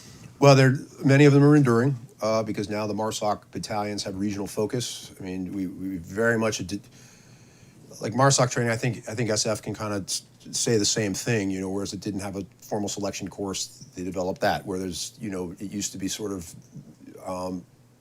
SF didn't have an MOS. They developed that, so you had longevity in your career path, languages, all that stuff. So MARSOC has embraced all of that stuff. And MARSOC had the valuable opportunity to be able to take all these different things that worked in different special operations units and create one that didn't have to learn as quickly. And I don't mean that not learning, it didn't have to develop those things because other units were already doing it, and they could say, okay, well, we're going to adopt that. It just took a while to get it moving.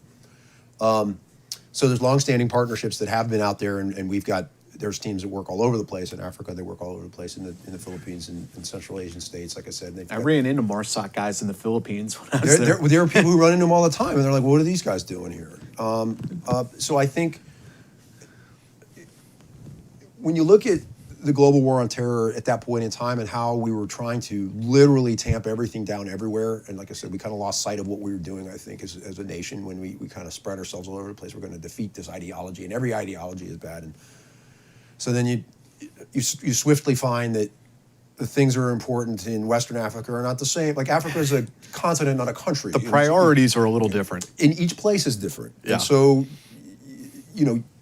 I think the French get a short shrift, but they do a lot of work in Western Africa, and they take a lot of casualties, or did, for some of these really aggressive mission profiles that they ran. But you'd be surprised that Boko Haram is not the biggest problem that some of these places are facing, even though it makes good headlines for us. Right. And I'm not saying that we're being overly exploitive. I'm just saying that, or exploitative, but I'm saying that They're also dealing with extreme poverty, corruption, all sorts of just stuff. running water. Like, Right. I mean, our level of poor is very different than the rest of the world. And at that point in time, with us trying to remap the Middle East in a method that we found the most acceptable, without necessarily asking the people who live there if that was the way that it should go. I mean, we had to keep a pulse on all of the things that were going on around the world, and our special operations were out there doing that. And then there was partnership, of course, with national level organizations, State Department, agency, et cetera, to see if all of that jived. Because you were really leaning into trying to find out what that next flashpoint might be, or if it was going to be there, that, again, it's containment, it's not elimination. Right. And so those MARSOC teams were not necessarily involved in direct mission assistance and planning with units that were going out and doing them, or if they were, it was much more standoffish. We'll help you develop this plan, but Like in Marawi. yes. And the Philippines is another good example on that. Although one of my teams, on their way to a training range with the Philippine Marine Corps, got into a big freaking action.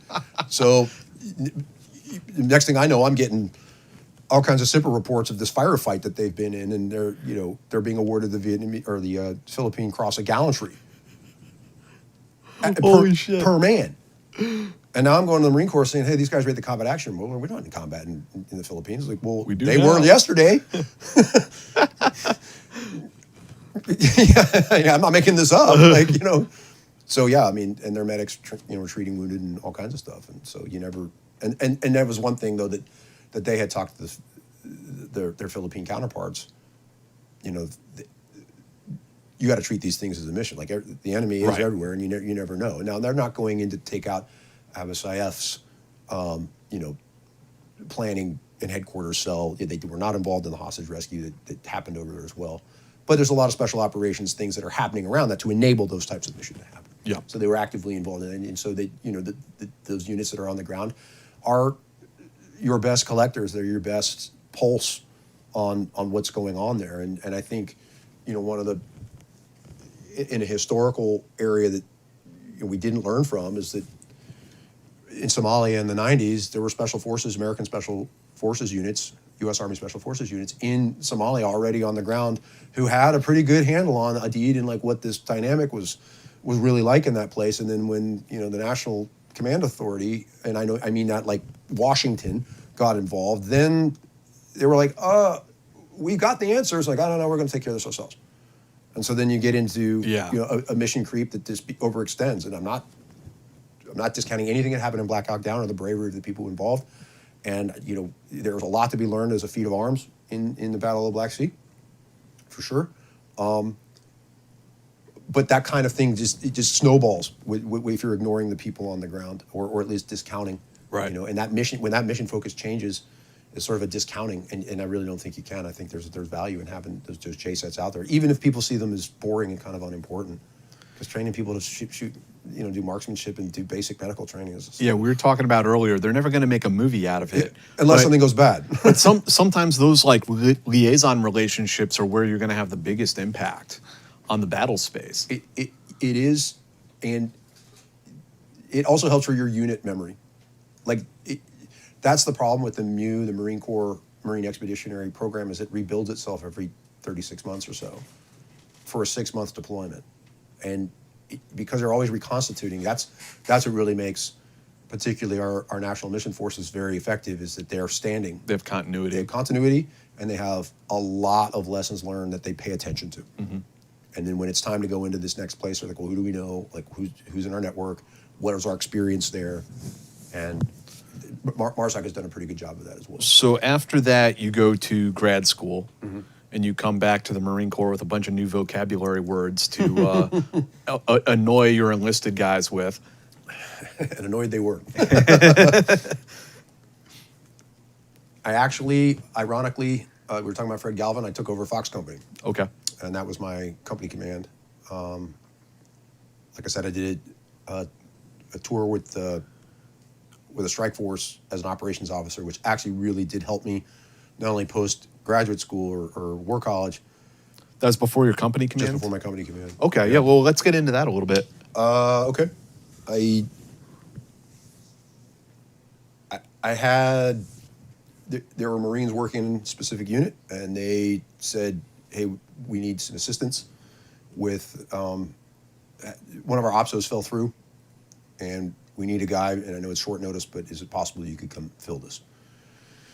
And so MARSOC saw it as a great opportunity, and commanders knew each other, and calls were made, and so I jumped on an airplane and went over there.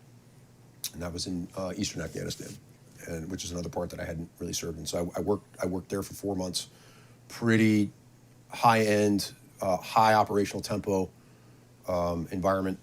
But I learned a lot, not only through operational planning, but just watching how these units prepared and did things, so that I took all of that information.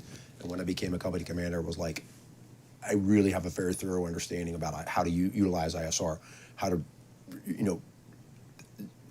augment and accelerate the intelligence process and apply that in real time and make changes and explain why those changes are necessary and develop a unit that sees it that way. And so you should constantly be learning and evolving and trying new things. But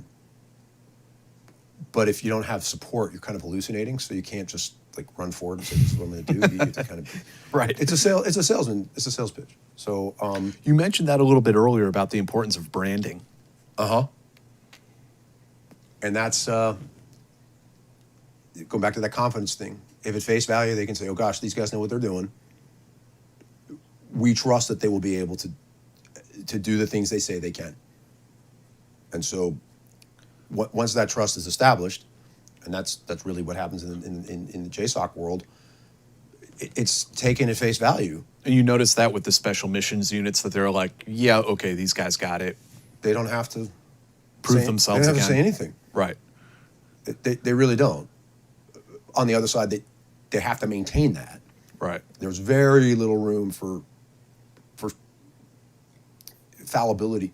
Yeah. You have an operation where a bunch of birds get shot out of the sky, and that changes things. It does. I mean, just having one go down. And I mean, those units have taken a lot of casualties. Mm-hmm. I'm not going to say unnecessarily, but they lean into the mission and say, this is what we're going to do. The risks are assessed, and once they say go, it's time. So you were in like a planning cell at that point. Mm-hmm. I was the operations officer for this entire organization. For that task force. Yeah, for that organization. Gotcha. And so I literally was looking across the table at the targeteers and the drone operators and the air mission planners. Like, just shout out to the 160th. I mean, the first time I worked with them, we set up, this is in training, but we were doing a direct action raid on this combat village. And we set up that we're going to land in this field and, attack the building. And warrant officer looks at it and goes, well, why do you want to land there? That's like 150 yards away from the building. We're like, yeah, well, I mean, you got to be able to put the helicopter down. He goes, my rear rotor arc is 30 meters. Okay, I was hoping for 25, but if that's how close you can get us, fine. That's how he landed. The ramp went down. He's like, there's the guy in the ramp gunner is like, that's the building. There's the door. There it is. And we're just like, wow, curbside service, you know? So, I mean, it was just a difference in training that we weren't even used to. Right. So once you have capabilities that you can reach into and people that you can work with and that you trust on that level, then you can have a discussion about risk to Air Force, risk to aircraft, risk to mission, what's worth it at that point in time. You know, if you're going to do an offset, fine, we'll do an offset, but now we're going to land in such a way that it protects everything. It's, you know, audibly masked, you know, hopefully we fly in bad weather because most people aren't going to be outside. You know, you're buying down all this risk and still going to be able to land and do the things you need. It's cool to hear you talk about this stuff at the level you got to see the planning process, because there is a sense with a lot of people out there, sometimes even, I hate to say it, with former operators, when you listen to them talk, like, I don't think they totally understand everything that goes in to putting one of these missions together. They don't. And running to the door and blowing it down and clearing some rooms is awesome, but there's all of these other pieces that have to come together. There is. And that's not to say that at the operator level, they're not taking the risks. Yeah, into account. absolutely. I worked with very talented people, and there was stuff like creatively talented people. So they talk about how they were going to do something, and I'd be like, oh, I'm writing that one down. Like, damn, dude, that's good. I like, you know, just things you hadn't really thought about. And then you get out there with their troop commanders, and you start listening to how they run stuff and how they do command and control and actually manage their, you know, the chaos. And I look back on that one firefight and like, how much better would I have been if I had an opportunity. All of that, yeah. To be able to handle the amount of stuff that he has, never mind the support network. So it incrementally made me better as I started looking at it. But, you know, because we were going back to Afghanistan in my company, I realized that I could only take but so much back from them and say, okay, here's how I'd like to do things, because you're not resourced the same way. You're not equipped the same way. You don't have the same permissions. So you can't just say, why can't you be this? You just say, this is who we are. This is who we got to be.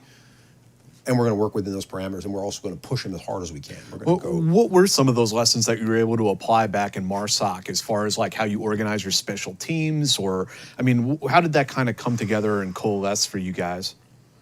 Well, at that point in time, we were now running into what's called VSO, which is Village Stability Operations. So I was going to be, the thing that I learned on that strike force rotation is they had multiple units out independently working. And at that point in time, I had not done that. Like, I was not experienced with that type of distributed operational area and distributed command and control. And it's two parts. You're in command, but you got to control all of this stuff. But now you have to have a tremendous amount of trust in your subordinates, not just your officers, but especially your NCOs, to get stuff done, because they're operating in other areas that you may not see them for weeks. And they're entrusted with money, and they're entrusted with weapons, and there may be sensitive programs that they had to run that they're not looking for your permission on, because you've already said, I trust you. So I had to be very direct about what my expectations were. I had to follow up on that, but I also had to give them the room to work on it. And so as we're getting into the VSO piece, I looked at the way that these strike forces, you know, were managed from a central point and what they were allowed to do. And I mirrored that and said, as these guys are trained, based upon what their operational area is, we need to help them to achieve the best, you know, outcomes. Speaking of the mobility stuff, if I recall right, wasn't this around the time that MARSOC started using like dirt bikes? Yep. We started using dirt bikes. We used, well, that was one thing. When I was out, the strike force, I mean, they were loading those side-by-side razors into the back of, I'd never seen that done, in the back of helicopters and landing in the middle of nowhere and then, you know, getting the job done. Motorbikes, the same thing. I was like, riding dirt bikes at night on night vision? I want to do that. Like, that sounds great. So we invested a lot in, you know, mobility training. We sent guys to dirt bike courses. We sent guys to mule packing courses in case you were going to go into the mountains with animals. And by the way, mules are not as easy to work with as you think. That kind of stuff. And we could be creative, but we also, you know, made it very mission focused. It wasn't just adventure training for adventure training. But then you kind of put the fast roping to the side because you know you're not going to be doing that much. But you do focus on your jump stuff because you think there might be an application there. But at the same time, you're really looking at, all right, What are we going into Are here? we good? Can these units fight and thrive and sustain themselves? And can we sustain them?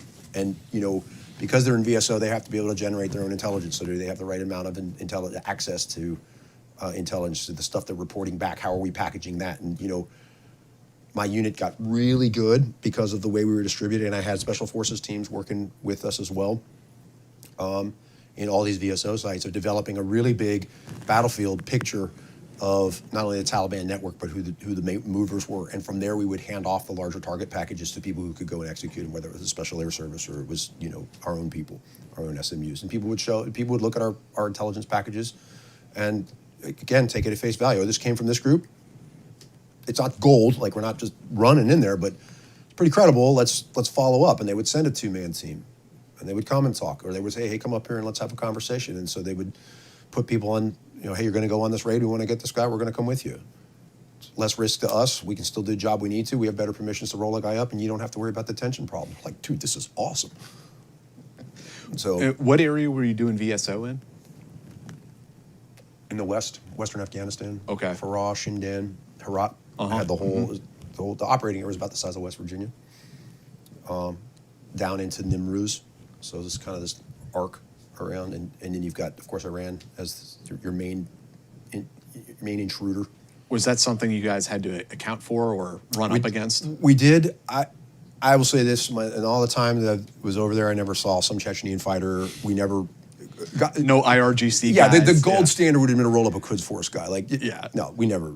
I mean, I'm sure they were there and collecting. I mean, the phones that they have over there are all Iranian made. You had to assume that you were being collected upon. It wasn't like but it was also we're pretty overt. We're in the open of you're living in these villages. You're now trying to expand some of the security into these areas, even if they didn't necessarily want it. So I had to change the mindset of how we approached the mission. We got Dave Cullen to come in and give a 3-day, very academic, but also because he had been a war fighter, or is with the Australian Army, and he had he did the Accidental Guerrilla, if nobody knows that book, and so we had him come in and talk about not only the book. I read his book, Blood Year. Very smart guy. And we're like, okay, well, if we need to understand, let's get people who've done this and can actually put some stuff against counterinsurgency, because that's what it was. And it's hard to grab, counterinsurgency is something that's baked into the Army Special Forces playbook. MARSOC has now got it, but at that point in time, COIN, another mistake that was made, in my opinion, is that we tried to make all of our armed forces able to do COIN, and say, well, it's just this mission, it's just different. Anyone can do it, That's yeah. not true at all. We know that. You need specialists to do specialist work. You wouldn't have somebody, YouTube how to rebuild a turbo in your car. You would go to a specialist to do that. I hope, anyway, that's how people would approach it. But because of that, and you need specialists, we found that we had to become specialists, and we had to admit that we didn't know certain things, and we had to learn. And so I found the best people with the best expertise as I could. Particularly when you're talking about counterinsurgency, asymmetric threats, which is something different. But when you're in these environments where you got this changing scale where you could be in full combat at any minute, and it did happen in some of these VSO sites. I also use the VSO sites as jumping off points for action if we needed to do it, because I had now a forward deployed node that knew the area and could do stuff.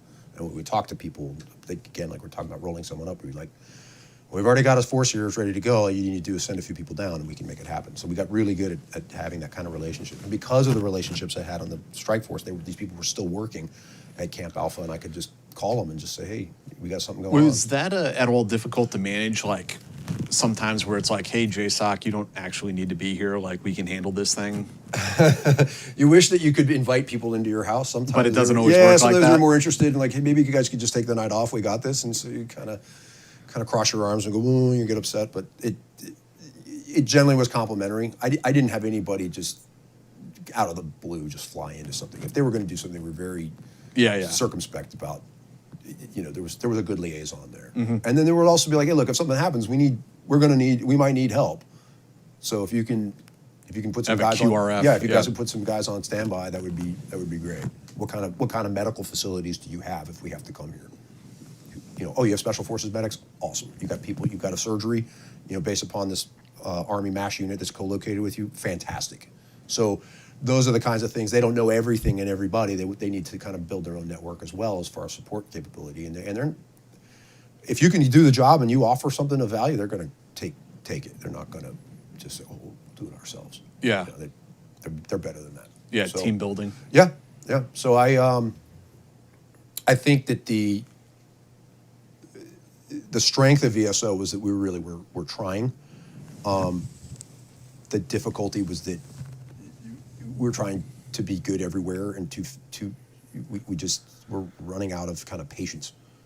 Even as it was like heading into 2011, 2012, even though Afghanistan lasted another almost 10 years, like we were throwing things, just like trying to make this stuff work, and we all served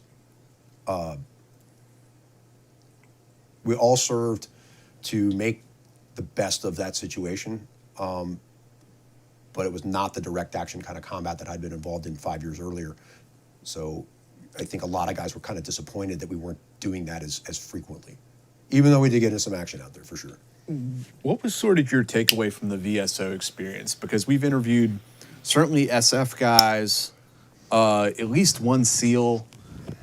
Probably we have had some MARSOC guys on, but it sounds like, or Scott Mann we've had on the show who Scott, developed it. shoot. So it sounds like, he's a heck of a lot more versed on this than me. Yeah, and I'd love to hear your take on it. But it sounds like just as we were kind of like getting it up and running and it was starting to pay dividends, that they shut it down. Well, that's kind of what I was kind of alluding to, but that's a great way to sum it up. And so, like Hill Cullen said, counterinsurgency and the warfare that you're involved in, yes, it is evolved. You don't want to create more insurgents. You want to try and develop more friendly networks than bad ones. Right. But honestly, you still, if you're not shooting people in the face, you're doing it wrong. Like, you have to keep being aggressive. And you Keep have the to pressure on the yes. bad guys while you're building up this sort of civilian infrastructure. So in 2009 and 10, under Obama, we had not only increased the drone warfare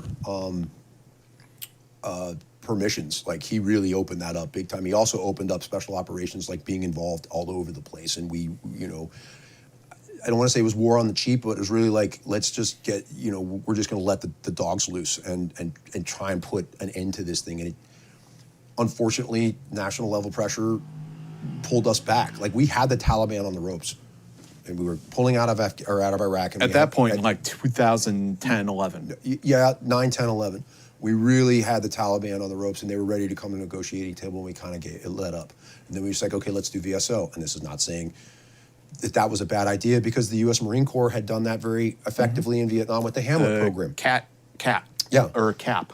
Yeah, the Combined Action program. Thank you. And they, the Hamlet, so you're going in the Hamlets, and it was very successful, in his thing. But this requires maintenance, and it requires a long-term investment. And the population in America was war weary because of Iraq. People were kind of like, well, still, what's going on in Afghanistan? Why are we there? What are we doing? Yeah. And so, in order for that to be effective, it was going to take a lot of time, and it was going to take, probably more investment. And we were just sort of looking at like, okay, well, when are the Afghans going to get hold of this thing and do it themselves? And quite frankly, they weren't going to do it. And the reality is, like, a VSO project, that's like a decades-long project. That's not an election cycle project. And we, because Americans want it quick, fast, and in a hurry, and cheap, you pick two, right? Can't we just use robots to do this? I'd love it. But lasers? It was very, with the drone program, it was sort of like, well, we'll just do standoff and we'll just shoot these guys. Well, that's not balanced with on the ground, work. And the other problem or challenge in VSO is that you're kind of like with the JSET, you're turning over your teams every 6 to 8 months, and you're having to rebuild these rapports. And there were guys who had gone back. You're like, hey, we're now back in the Zerko Valley. We're now back in Shindan, but we haven't been here for 18 months. Mm-hmm. Things have changed. Things have changed. The way we are fighting this war has changed. You know, I was on a SIF, and I was banging targets every night in Iraq. Well, dude, we don't do that here now. Well, you got a bad guy outside your gate, probably go get him.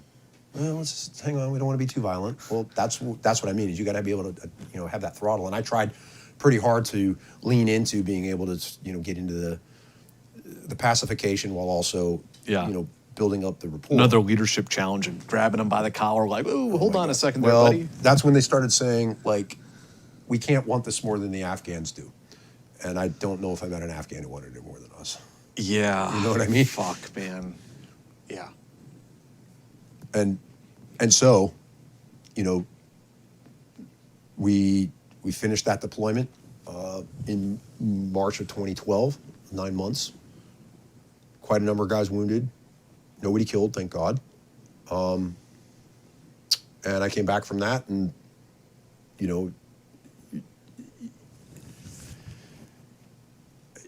one day you're in charge and you're leading and you're out there, and then next thing you know, you're sitting in a parking lot and 29 Palms. Wondering why the band broke up. Luckily I didn't get sent to 29 Palms. I actually ended up going to it's called Special Operations Training Group in Marine Corps. Okay.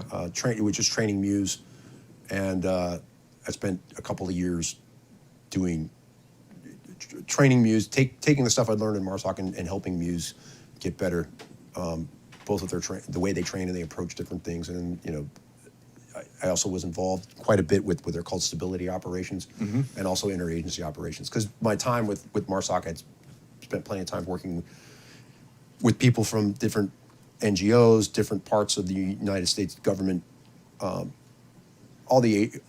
of the agencies within it, especially those who were, in Afghanistan, and those who were supporting those JSOCs, because they're working all over the place, working on country clearances, trying to, if you do that as a regular thing, you assume everyone knows how to do that, and then when the larger Marine Corps is like, hey, we need to get some people into this place, they don't even know where to start with doing a country. Yeah, who do we call? Yeah, who does you request?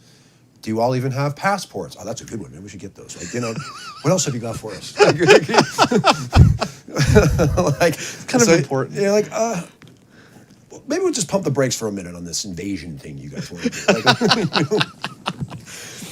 So was that like a rewarding experience to kind of take all of these experiences you've had, and now you're in a training position and sort of pass some of that along? Yeah. I actually, that was a part of my career I really enjoyed. I like training. I like teaching or trying to impart. And ultimately, it's not just to help the unit get better, especially if you're getting into tactics. And I did enjoy tactics. I did enjoy, shooting and that kind of thing. I don't mind being out on the range and helping people with marksmanship, or even talk about the ambush vignette or some others that things I've been a part of, to help them understand, combat decision making and leadership. But on the other side, it's, there's a lot more that you can bring and offer to people. And so I really do like that. I think it's it's a payoff.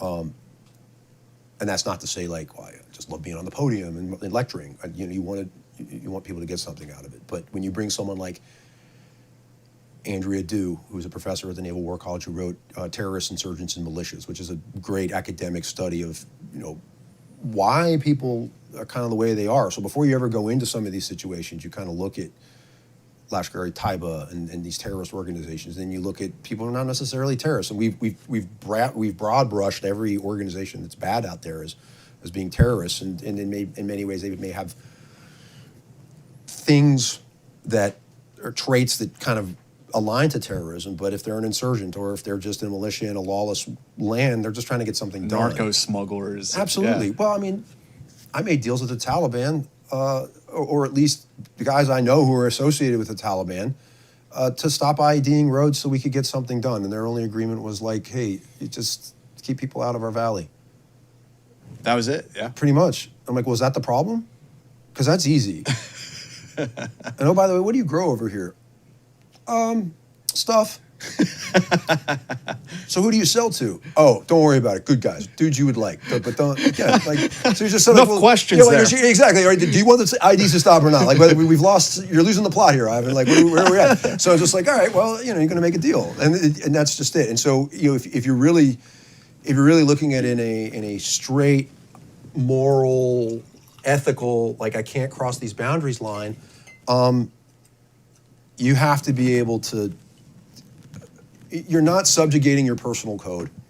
You're looking at it from the perspective of like pragmatic perspective. Exactly. How do I get this done? And ultimately, that's the result. Yeah, you weren't hashing out a peace deal. You were just hashing out a little. I just wanted peace here. Yeah. Or at least reduction. So, I mean, Afghanistan was fine when I left. I don't know what happened. It's somebody else's fault. Well, no, I mean, and that is not to castigate anybody who served there or anything that has happened. But it's just because of the rotations that you would just you'd come back and see another guy and be like, hey man, didn't I see you in 2010? You're like, what have you been up to since then? Oh, JSOC did this, that, and the other thing, and we're back. Like, shouldn't we be done? Like, shouldn't we have progressed? So it's kind of like writing a book where you don't have the end in mind. Well, I know you've heard it before. People say we weren't in Afghanistan for 20 years. We were in Afghanistan for 1 year 20 times, right? But not the same year 20 times. That was the other problem, is we were like, well, and I had my Iraq veterans used to say the same thing. Well, we've been in combat. It's it's no big deal. Like, at the sharp end of battle, they are indeed correct. Shooting is shooting. Tactics, how you employ that, how you fight is definitely, something you can overlay. I don't want to use the word template, but then after that, the environment, you have to understand the operating environment you're in, and the way that your enemy fights, and the way that they approach things. And then people say turn the map around. It's not just terrain; it's mindset. It's how they look at stuff. Mm-hmm. And so, in the VSO thing, we really wanted to get a little more deeper into the psychology, into the psyche of what we're doing. Not only are we having an effect at the VSO level, but who are we fighting against, and what is important to them. And then my opinion in Afghanistan,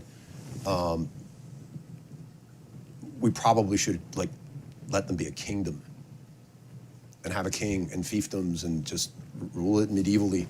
Because that's what they understand. Kind of what they wanted. Well, and we said, well, no, you need Jeffersonian democracy. Yeah, you need a federal system, and crying out loud. Well, a lot of people got rich off of that, and it wasn't the people. You know what I mean? Like, yeah. I remember talking with the provincial governor in Herat, very well-educated guy, impeccable English, and his bailout plan was go to Arkansas, where he'd already bought a house. Like, he wasn't going to stick around, and I mean, he wanted to help his country. He really did. But he already knew what was coming. And then, I was talking to the provincial governor in Shindan. He's like, you all are lucky in America that you don't have people on two sides of you, countries two sides of you, i.e. the Pakistanis and the Iranians, meddling in your affairs at all times. Yeah, right. Never mind the international interest in our country. Like we got Russia and you, U.S. Yeah. The Chinese, all these other, we're dealing with a heck of a lot more on a geopolitical scale than people are understanding. And for me, I was sitting there like, okay, this is way more complex. Yeah. They're in a dangerous part of the world. And we were living in it. Yeah. So 2 years training the MEU, and then what was the next stop for you? Back to MARSOC, where I went to the component level as the current operations officer. So I was managing with the ops team all of the MARSOC operations. Wow, worldwide. okay. So I went from the regiment, I went from battalion to a regiment, and then up to that. So I did that for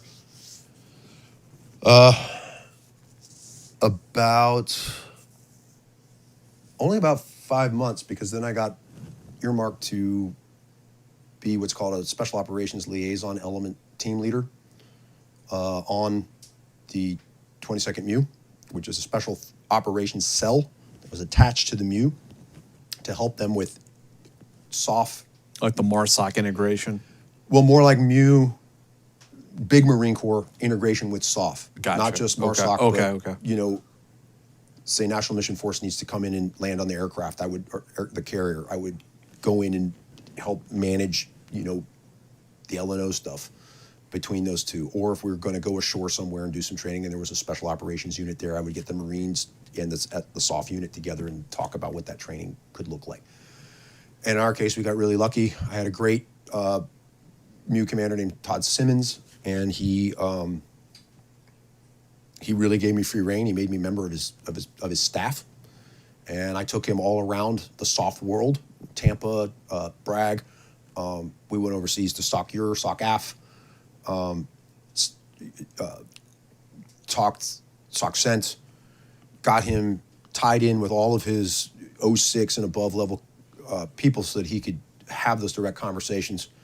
And I made sure that I shared every piece of information and intelligence that I had with him, on an equal standing. And so he and I would have fairly regular meetings. And when we got deployed, we were given the mission to support the liberation of Sirte, Libya, which is Operation Odyssey Lightning, which I managed and ran with the MU for 4 months. So, Sirte, we didn't have the embassy, of course, was in Tripoli. What were you guys evacuating out of Sirte? No, the ISIS had taken it over. Yeah. And the GNA, the militia group that we were backing in Tripoli as the officially recognized government. Haftar's guys? Haftar was on the other side of Benghazi.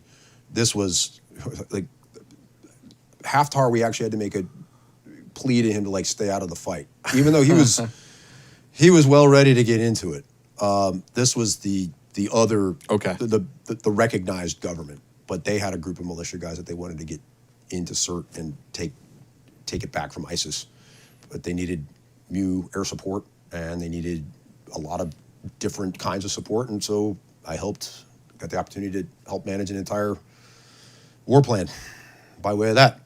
So what was that? That was like? wild. Yeah, I mean, because now you're creating a war plan or air campaign to support a indigenous ground force that you don't really have any control over. And they are being managed by soft elements from different countries. And yeah, so it was challenging. It's different, very challenging. And you're dealing with militias who do all of their operational planning on Twitter. And so that's a technique. Hey man, want to get it on? Sure, what time? Firefight, #, let's go. You couldn't make this stuff up, But it's not bullshit either. That kind of stuff really happened. No, it really did. And And I will say that the Libyans themselves were very aggressive. It took a while, but they fought ISIS literally to the last man. And the MU support to them is what made it happen. Yeah, I mean, Sirte is like a traditional hotbed of Islamic fundamentalism in Libya. Yeah, and it's right up on the Med, in the Bay of Bay of Benghazi there. Little area that Marines have some experience. A little bit. Yeah. Shores of Tripoli, all that good stuff. I guess it's going back to my roots, right? Presley O'Bannon probably running the first Marine Special Operations by crossing the desert to attack Libya with six other jarheads. So yeah, I mean, it just, now you're working at the operational strategic level and taking all the stuff that I'd done to that point, not only working with MUs and understanding the interagency, and now I was applying that, with a conventional Marine force that actually had really creative people on it, and Simmons was just like, go, get it done. And so your impressions of the air campaign, because I've had people tell me there's some very interesting kind of takeaways, at least from the drone war, if they were to look at Raqqa, Mosul, Sirte, they're all a little bit different. Mm-hmm. Kind of like they found in Bosnia, air campaigns cannot win a war. They're on their own? Well, the Air Force will absolutely tell you that I'm wrong on that. But that's why they exist, is to drop bombs and help the U.S. Army. They absolutely can turn the tide. Mm-hmm. They absolutely augment. They will augment, and if employed correctly, help the momentum and keep the tempo going on a ground offensive. And that was the one thing that the MU could do, is just the deck cycle was just all day, every day, 10 hours straight. Day, night, fixed wing, rotary wing, you name it. And the only thing we didn't put was boots on the ground. So, although God knows they were ready. Out of Tunisia or Malta, or where were they most? We were based on a boat. Oh, no shit. Yeah, Okay. we were on the USS Wasp. We dropped more ordnance than has been dropped in like ages. I got a picture somewhere of all the bombs that are painted on the superstructure of the boat.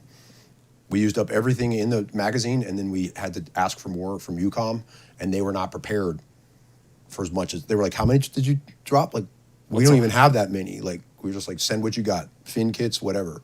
So then we were getting them from other theaters, and I was, we're talking to our soft network to load stuff onto aircraft to fly at the different places for us to send V-22s to then fly onto the the different aircraft. combatant commands. Yep. Yeah. So we're working across different combatant commands to enable this Holy fight. shit. And the other thing is, it is precision bombing, but a 500 bomb is not necessarily precise. So if you look at And you don't have your JTACs on the ground either.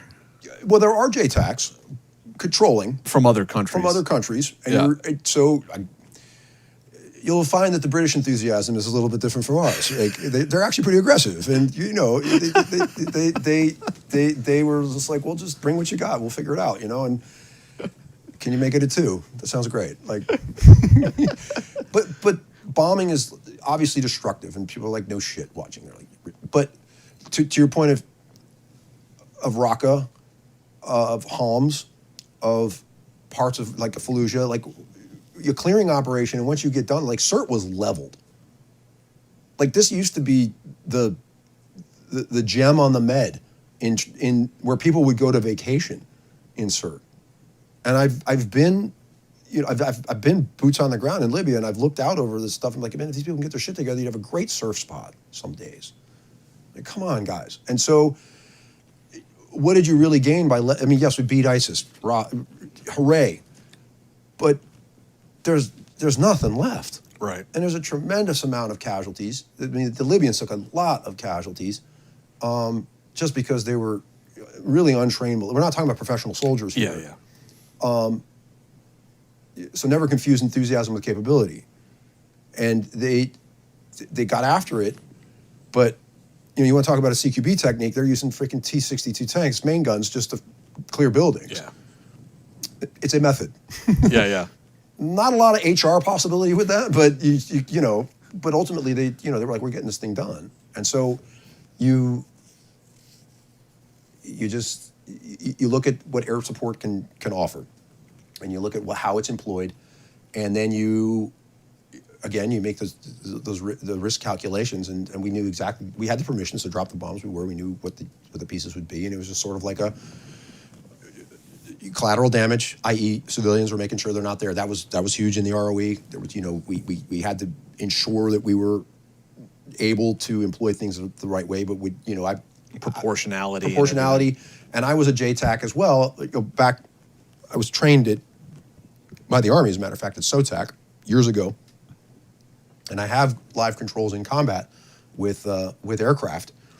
And just the geometries and stuff that goes into calling in a bomb, there's very tragic stories of people who've had bombs dropped on them. I mean, Don Parnell talks about that. That was you talk about things that, go through the command like, holy shit, this just happened. And, if it can happen, we got to figure out ways to mitigate that. So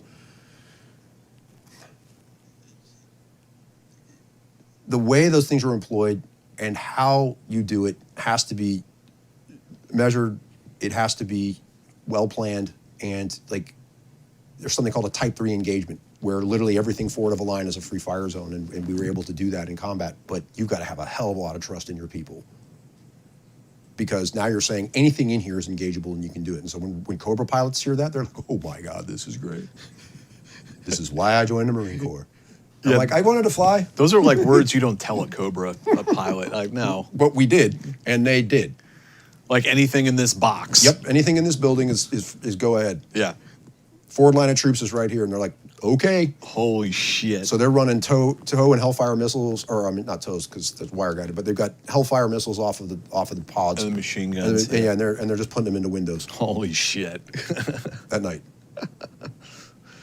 being lazed by somebody else that you're not talking to. It's a brave new world, man. Woo! yeah, it gets sporty, right? So Yeah, foreign liaisons, soft international relationships. yep, and you have to be able to maintain all of it. Yeah. And if it goes bad, where's Ivan? So I mean, yeah, it's just very. On one level, you have a lot of permissions and response, but there's a lot of responsibility that comes with that. But it was all on Simmons. Like he owned the entire thing. Yeah, it was like, get it done. Yep. And when did that job kind of end or wind down for you? All of 2016, and then I came back in 2017. And then I was back at headquarters doing my ops job for another part of that year, and then I screened to go to JSOC in 17. Before we go there, because you were at sort of this like high level, component level at this point, with your eyes on a lot of things, as a plank owner of MARSOC, you know, the regiment, the component, like that stuff didn't just come out of nowhere. You must have seen all of it get built. I did, but remember that I was kind of toggling back and forth, so these things were happening concurrently. Right, right. There was a lot of stuff I wasn't in the room for everything that No, I understand. But I mean, my question really is like, how did MARSOC evolve over the years? Like from where it began to where you were at that point, what were like the big changes and big evolutionary steps you saw the organization make? Well, getting their own compound and building was huge. So having a headquarters that was dedicated was, you know, and at the same time they were really developing the selection and training process and the operator course, what they call ITC. So it was great at being a force guy and being able to come into MARSOC right out of the gate, but we got grandfathered in, that's what they call it. Right. And we all actually asked, like, hey, shouldn't we go to selection? Like everybody in Delta goes to selection. Like, we're like, shouldn't we all do this? And they were like, we get it, but you're proven as force guys, and you're in. So we were like, well, there's probably some dudes who shouldn't be here, and I probably could say that about myself, right? Like, you're just like, that process needed to be developed, and they've done a great job with that. And John Daly is involved with that quite significantly. He you know, there's a lot of people who do that, but he definitely got the chops, not only from his time in the det, but also, you know, in MARSOC proper. And John Daly taught me how to do command. I think he still works there, actually. Yeah, he does. He does, and that's one of the reasons it works is because he's a continuity piece. Yeah, right? yeah. He's a long-standing member, right? So that was a big one. Becoming regionally focused was a big one. So that, I mean, we weren't just all in on Afghanistan. I still think we should have pursued our direct action side of stuff. I believe that we should have made a MARSOC bid. got very involved in Somalia too, didn't they? We did. Yeah. We did. I think we should have pushed a little harder to get into JSOC with an operational arm. That may be coming at some point, but it's been talked about and shelved many times. What do you think that would be? Would that be like a HR capability, or what do you see? Well, I mean, you've already got two SMUs that run that, and it would just be more in the quiver. You know, it'd be another. I mean, a third force. You need, if you're going to have raiding forces, then you need to have flexibility to be in different places at the same time. And I mean, not getting too deep into the TTPs, but there's a lot of horsepower that goes into spinning up that stuff. And it's taxing on the headquarters, it's taxing on the unit that goes and does it, and then you've got to have reserves to be able to, you know, continually maintain. And so, I mean, we all came from Second Force or Force Recon for the most part. We were all direct action guys. That's what we were trained to do. And then they were like, okay, we'll be FID guys. And it's sort of like, that's a hard pivot. Yeah. So MARSOC got really good about doing that and diversifying the training and diversifying the way they did that. They also developed a specific kind of 18 Alpha officer team leader training program.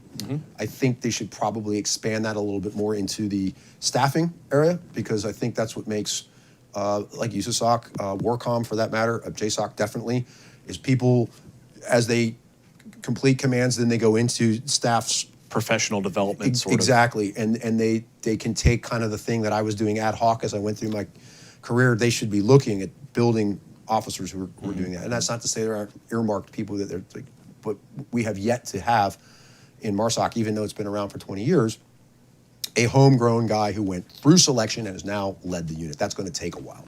Right. So in SF or the Ranger Regiment, that would be unheard of. Now, Yeah. you just wouldn't have someone commanding the Ranger Regiment. It was not Yeah. starting as a Ranger. Yeah, there's no way. Yeah. SF the same way. Yeah. So we've got some growing still to do, but the diversification was big. And then MARSOC has really leaned into equipment. It really leaned into training. It's very adaptive. The training, they have a no kidding G7, which is exercise and training, not just selection and training over here at the schoolhouse, but also like no kidding how they train units to deploy. And it is iterative, and it's also something they evaluate and make changes to make better. So they've done a really tremendous job with that as well. And the intelligence section of MARSOC is really quite good. And they've got special activities, and they've got all kinds of imagery specialists. I would like to see that be less sort of, hey, you served here, now you go somewhere else. I'd like them to keep them there, but the Marine Corps is really more like, no, you can do some time here. And we'll Like they should have their own recce or AFO element. Exactly. Yeah. Standing, and it just does its own. Right. It does its own thing, and it's so there's but MARSOC has really developed in that capacity.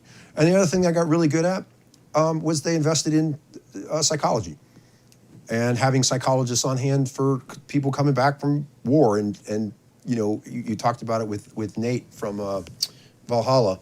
You know, the stigma of mental, the burdens that you carry around. You know, we talked about it at dinner. There's only so much stuff you could put in the rucksack till you finally fall over.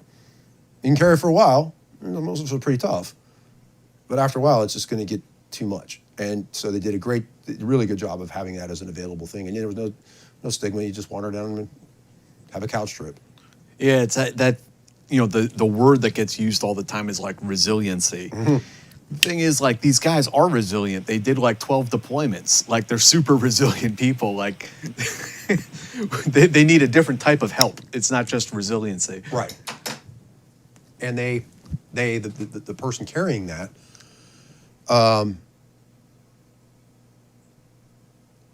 to bring someone home from a deployment and then be like, okay, we're sending you to the schoolhouse for a break. Being in selection and training is not a break, right? Like, That's true. You're busy, and so now you're not at home all the time, and you're running selection courses, and you're an operator training course is 9 months long. I mean, you're A lot of the cadre's got to run that. A lot of the SF guys will tell you that they're away from their families more often when they're running those selection and training courses than when they're on an ODA. That was how it was for my family when I was at ARS as the AOIC. I was not in the fleet. Yeah, but you were busy. But I was training for reconnaissance courses a year, and they're 10 weeks long. And in between that, you got to plan everything for each course to make sure that you got your air support and all your training areas and ammo and everything else. So, I mean, it was a big lift working on Sundays, and you're supposed to be away from the fleet. You know, you're not operational. Yeah, it's not a break. Right. So I hope that helped answer that. But I mean, you know, I think that the processes and, you know, we maybe put a little too much Marine stuff into it, but it works, you know. So then tell us about this position that you screened for. I was the Deputy Director of Operations for Naval Special Warfare Development Group. And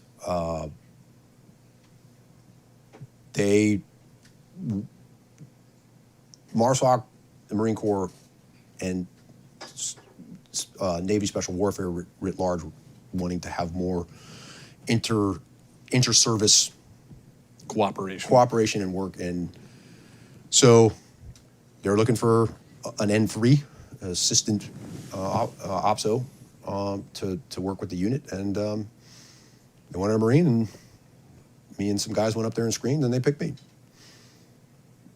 So I'm not sure. No, that's pretty cool. Yeah, so pretty cool opportunity to have. Mm-hmm. And I was there for almost 5 years. Wow. Yeah. That's a long run, too. It is. It was my last assignment in the Marine Corps. Yeah. So I did not get battalion command, so I pivoted as a lieutenant colonel to. So at this point, you're pretty like intimately involved in mission planning for the National Mission Force. Yeah, and you're on standby, and you're there for not just working there, but also doing other projects within the. Once you're behind the wire, you're kind of free help also to JSOC. If they need somebody, they can call you and say, okay, we need this mission and someone to come help with that, or need somebody to go to this country and have a conversation about something. So I had a lot of flexibility and I worked, one of my portfolios was working with a lot of foreign SOF equivalents, British, Canadians, French, Australians. So that was also interesting, Germans. Was that to coordinate like training or operational stuff? Both. Yeah. Yeah, depending on what we were doing. Because some of those countries have different permissions and different relationships with countries that we might want to go work in, but we don't necessarily possess the same, exactly relationship. Yeah, they have different access and sometimes radically different ROEs. Impressively so. Yeah. Yeah. So you were there for quite a while. I guess first off, like anything that's like jumps out at you, any like memorable experiences? Well, I mean, I equate it to working as a offensive coordinator for an NFL team. And so you're always practicing, you're always doing stuff. I can't get too deep into the actual details of operations for obvious reasons. Sure. Never mind the people who were there. But I will say the resourcing, the equipment, the access, permissions, second to none. Their ability to adapt and change not only their tactics, but the way they approach things is truly impressive. Just based upon who they are. I mean, Vice President Pence came and visited, so we got to see him. And there was always DVs and people that we were, doing, they call them dog and ponies, but capabilities, demonstrations, things like that. So that was kind of interesting. Operationally, yes, there were people deployed all over the place. I mean, certainly the withdrawal from Afghanistan, everyone was integrally involved in that. By that time, I was actually starting my glide slope out of the Marine Corps, although I was still there. I was still plugged in. But like Scott Mann's book, Pineapple Express, like I was involved in some periphery as part of that, as well as what I was doing with, while I was still on active duty. And so I had to straddle this line of kind of, being able to see all of that unfold, in real time was not only fascinating, but also tragic. It's not like we could see Abbey Gate was going to happen, but you're just watching this chaos and just trying to, we're all sifting through tons of information trying to figure out like what's this thing going to look like, and how it took everyone by surprise. I'm not going to lie. I mean, it should be no surprise that kind of Afghanistan was going to fall the way that it did, but the fact that we were just so on our heels, particularly from Washington down, that was a difficult thing to work through. One of the things that and I was there under two presidential administrations, so I got to work with very different sides of the National Security Council as well.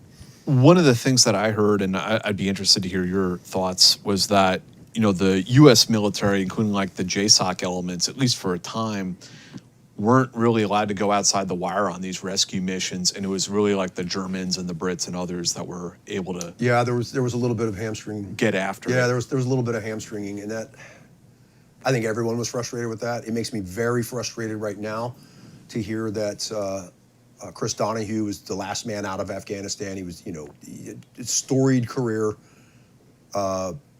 That he would even be smeared that somehow he didn't do enough or the right thing. You think he went above and beyond to get it done? Every experience I had with Chris Donahue working with him, especially when he was the DSO or the DO, the Director of Special Operations in the Pentagon, and the work that I did, with some of these missions that we had to run, and the experiences I've had with him prior to that, and watching what he was doing on the ground, he absolutely did. He is the kind of leader, like, there's a reason they gave him the 82nd Airborne. Like, people will jump out of airplanes for Chris Donahue. Yeah, I mean, I think the military has to take its lumps sometimes, but in this case, they really did get handed like a big bag of shit. Yeah, right? it was more like it was a bag of shit with the bottom being a colander. So it was just everywhere. And the State Department was in charge of the whole damn thing, notionally, if nothing else. That has never gone well. It never was a NEO. Wade Ishimoto said the same thing when he's talking about Eagle Claw. Yeah. Right? So it has never gone well. And I went to the high-risk course at Foggy Bottom where the State Department sends their diplomats in case they're going into really difficult spots. And just their mindset is completely different. Are we not having the state dinner tonight? No, a fucking bomb just went off in the front yard. But I have so much wine. Like, different world, man. Right, but the mindset is completely different. And we deliberately brought military people into that course so that they could get a flavor of like neo-planning and holy shit, all that bro. other stuff. Yeah. Yeah. And there were just moments like after, at night, I'd go out with the rest of the, JSOC guys and other dudes, and we sit down and be like, where are we? Like, is this how they do this? Well, as we were saying earlier, the priorities are drastically different. Yes. A fantastic book to read is The Ugly American. Yeah. And if, that's as true, it's a fictional account of basically the French and U.S. relationship and involvement in Vietnam in the 50s. And all the tenets in there are absolutely true, just as the guy writes. And I'll just leave it at that. But you just read that and you're like, okay, I want to understand how we got here. Like, this is it. And it's been in the mindset forever. I mean, even their diplomatic security officers, who I would go and do work with, and we would train with different things in case we had to do an embassy reinforcement, not only as Marines with the MU, but also bringing in small teams is just part of whatever the mission happened to be. They'd be like, yeah, well, we kind of got to deal with the ambassador, and we kind of got to, yeah, dude, the stuff those DSS guys deal with is off the wall sometimes. And some of them have been in some incredibly dangerous situations and performed wonderfully. Like, I'm not discounting anybody. They've like been in armed standoffs with the host nation in some cases, and that shit never makes the news. Of course. And they've been in gunfights. I mean, they're the only law enforcement officer who has jurisdiction all over the world. Not even the FBI. Out of any embassy, yeah. Yeah, in an embassy, yeah, for sure. And it's the stuff. I mean, I was looking at DSS pretty heavy to get into. I was like, man, this sounds like a pretty cool job. It's out of my system they now. have like investigative authorities over the embassy and the personnel there. Mm-hmm. They do a lot of passport fraud control. Yeah, like yeah. that. Yeah, no, it's a pretty diverse portfolio. Those guys get worked, though. They do. They get worked. Like you mentioned Pompeo. The DSS guys had to backfill his whole security detail after he was the VP. Or no, I'm not thinking of not even, Pence, Pompeo. Yeah, but I can only imagine.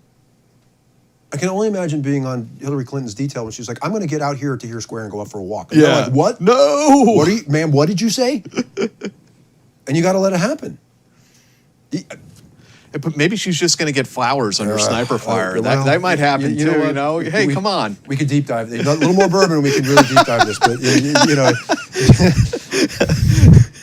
yeah. But so. I mean, but I digress. Well, but the other thing is that you're really tied into all these high level decisions, and you kind of do get to understand behind the scenes. And I did work with Scott Miller pretty closely on a mission, and you get to meet these people. They say, no, don't meet your heroes, but I got to meet a lot of my heroes, and got to go visit, the Chow Hall at Bragg, which is pretty good, and experience, get that kind of experience and talk to people, and you just, they put me through a completely different jump course, which I had a fantastic time doing. I mean, I got out of the military with more jumps than I ever thought I would have. I enjoyed that. I really had. What was the jump course?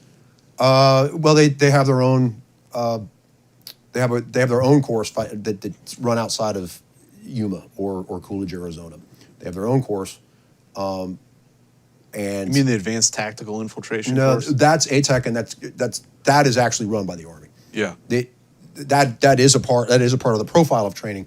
But for me, because I was a support guy, they were like, hey, if you're going to jump in with us, not that you're going on the X, But if you're going to jump in as part of a support, you have to be able to jump our gear. You have to jump our right. profile. So, Gotcha. so they basically sent me back to jump school for a week, and I was like, this is awesome. Like, you get to do, stuff like that. So I enjoyed just the tempo. I enjoyed the amount of training I got to do, and I enjoyed the missions that I was exposed to. I mean, I wanted to be involved in hostage rescue, and I got to do hostage rescue stuff. And that's something you don't get to see or do very often. Are you allowed to talk about that at all? You ask the question, and we'll see. What was the mission? That's the problem. Yeah. Like, I'm not going to mention a country. I'm not going to mention a name, but like overall mission profile, what had to get done here? So going back to State Department getting country clearances for us. So if you go into a country with military force that has not been given permission, it's called an invasion. Right. So Marine Corps is really good at that kind of shit. Army too, for that matter. I mean, they got Iraq twice, so why not? Or parts of Iraq. They came back to Kuwait, but so you got to coordinate with the State Department to get a country clearance to be able to insert. Dip clearance. Yep, diplomatic clearance, and permission to do what you want to do inside of that country. It's not like, hey, we're showing up and can you give us some local talent? We're like, everyone needs to be out of the way. We need to do this thing. Right. And we need certain amounts of support, but ultimately, what we require most is to not be impeded. So whether it's helicopters, or you're doing a jump profile, or you're doing something that is going to give you the best chance of success, it's not, this Jason Bourne shit doesn't, well, for some people it exists, but not at this level, right? Like it's very, you're not telling your entire operation plan, but you're just saying, look, this is what we got to do. You clear the area. Yeah, and the country's aware of what you're going in there to do. So in case of a hostage rescue, let's say, the person is being held in a specific area and you've got the intelligence to go and get it, go and get them. You have a very short window to do that, and things have to happen very fast, and you have to get those permissions and so that you can move, because time is everything. But sometimes you're moving so fast that all the pieces aren't lining up here. Or you get moving with what you have in line, and you hope the rest of it will catch up. And in our case, in the one mission,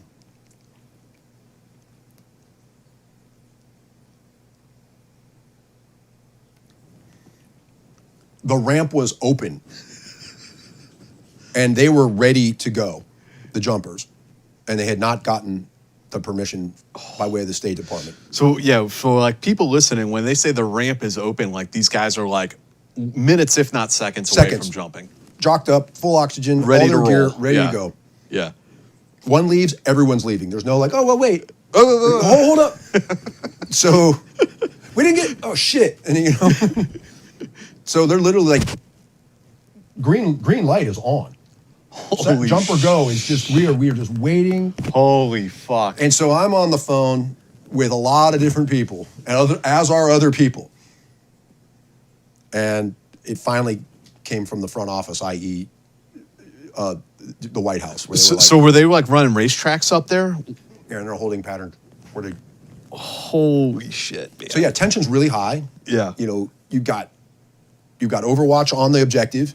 You got Overwatch on the people, because you got to track the jumpers. And they're already over sovereign airspace at this point. They have to be. in another country from which they've launched. Right.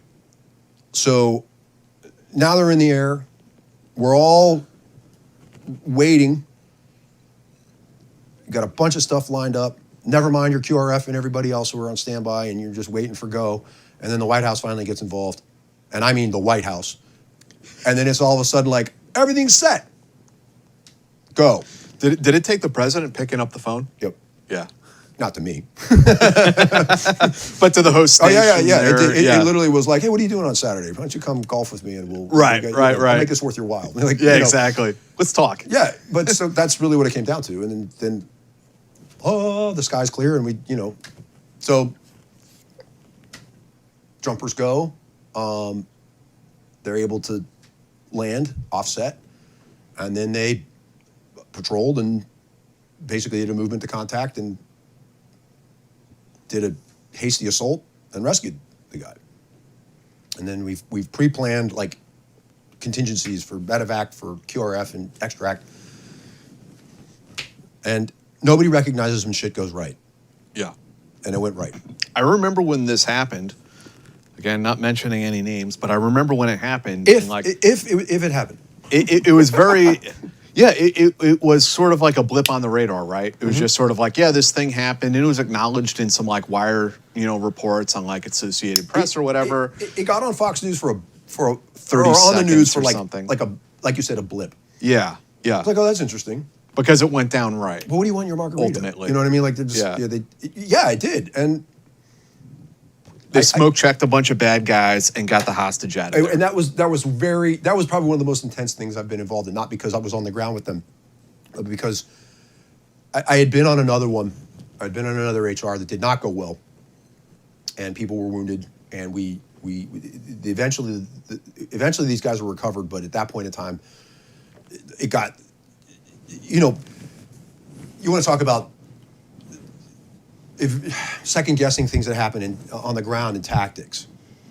If you'd done this, why didn't they push harder? I mean, as Winston Churchill says, he said after Gallipoli. I'm not comparing this to Gallipoli, but he said, now the terrible ifs will accumulate. Right. Yeah. Yeah. And so that's what it comes down to. Like, well, how did this happen? And did he make the right decision to pull back? And in some cases, yeah, I think that it is. I think I know the one you're talking Right. about. And so, yeah. so then you're like, well, is it mission failure? Or did we succeed enough? And if it ended eventually, and it did, with the guys being recovered, again, through a different means, but we never lost hope, right? That was going to happen. You're like, well, will we get another swing at this? Right. Or did we let this guy down and their families? Because you're putting a lot of effort against 1 to 2 people. But anybody who's like, oh, they don't value American lives. Listen, when I was there's a scene in that movie Proof of Life where they've got all the names and everything all lined up on the board of like who's involved in KNR, and they're trying to figure out, because this is a private firm, in the movie. It's obviously a movie. But we actively tracked everybody who was, kidnapped or sometimes it could be just a KFR, kidnap for ransom thing involved with an oil company, but other times it could be a political thing. But we track they track everything if something happens and someone goes missing. And there's constant evaluation, like, okay, do we have proof of life? Can we go get this person? Can we, we'll go talk to their families. The FBI will go and talk to them as well. We're trying to understand everything we can. And time is of the essence. It's all about time and doing it quickly and doing it and also being careful. It reminds me of, we had a SAS guy that we interviewed on here one time, and he pointed out, he was not a part of it, but he pointed out this sort of like a lesson learned, an AAR kind of comment. During the Gulf War, there's an SAS patrol that deployed. They were infilled into the desert for a reconnaissance mission. Bravo 20. Before that. Before that, okay. Right before that, they got out there, and it was just flat desert out in every direction. And the patrol leader was like, the terrain's totally different than what we anticipated, not what we saw on the map. It does not support the mission that we have planned. And he aborted and had the birds come in and take him out. And there's tremendous pressure to do operations early on in the Gulf War. But that happens everywhere, so you're right. Yeah, and then the next patrol that went in, people are cursing this guy out. The next patrol that went in was Bravo 20, and we saw. And I've spent a lot of time with the Special Air Service, and I have friends who are still on active duty there. I work with former members who are now out, but they were there at that time. They knew those guys. And they're also very good about the lessons learned that come after that. And so, yeah, there will always be that second guessing. And so, did the commander make the right decision to abort the mission? Should they have continued pushing the fight to, get the hostage who we later found was literally within like 50 yards, 50 meters of them if they that's tough. If they'd pushed the fight. But now you've got 2 guys down, one who is literally shot pelvically like he was, like the Ranger in Black Hawk Down, Jamie, who ended up dying, obviously, but I'm sorry, I can't remember his name, that's terrible. Ultimately, but what comes of that? We get quick clot. We get ways that we can now do battlefield, your battlefield survivability goes up. So then after that, we start evaluating, okay, well, how did he get hit? Well, the guy fired through the doorway and he was getting ready to make entry. And this is what happens when you're going to do, this is a very dynamic and dangerous business. And so that guy went to the hospital and he ended up making a recovery, not full recovery. But he lived. He lived, and he was, we're talking about bordering on years of recovery. Yeah. For people who are like listening to this, like when you get shot in the pelvis, not that I know what the hell I'm talking about, but there's a bunch of obviously bones and arteries that run through that area. So you get shot there, like that's a very dangerous and quickly fatal wound. Absolutely. If it's not. So the medics did a fantastic. So remember, there's this huge firefight going on. You're going in to rescue a hostage. You've got a guy down in the doorway, so you've got to pull him back. He's now a priority. The mission has not ended, and you got to get him evacuated. So now I'm juggling all this stuff back on the rear, like making all this happen. So I'm on an airplane. I hadn't seen this guy in ages, and I'm on an airplane, and I see him come on, and he's walking on a cane. Wow. And I said, holy shit, dude, how are you? How are things? He says, oh, man, I'm hanging in there, I said, listen, I'm going to buy you a drink. I've owed you a drink. In fact, I probably owe you a brewery, right? But I have carried around a long time that you got shot. And the reason why is I'm the guy that got the mission approved to put you in there. And he goes, I'd do it all over again.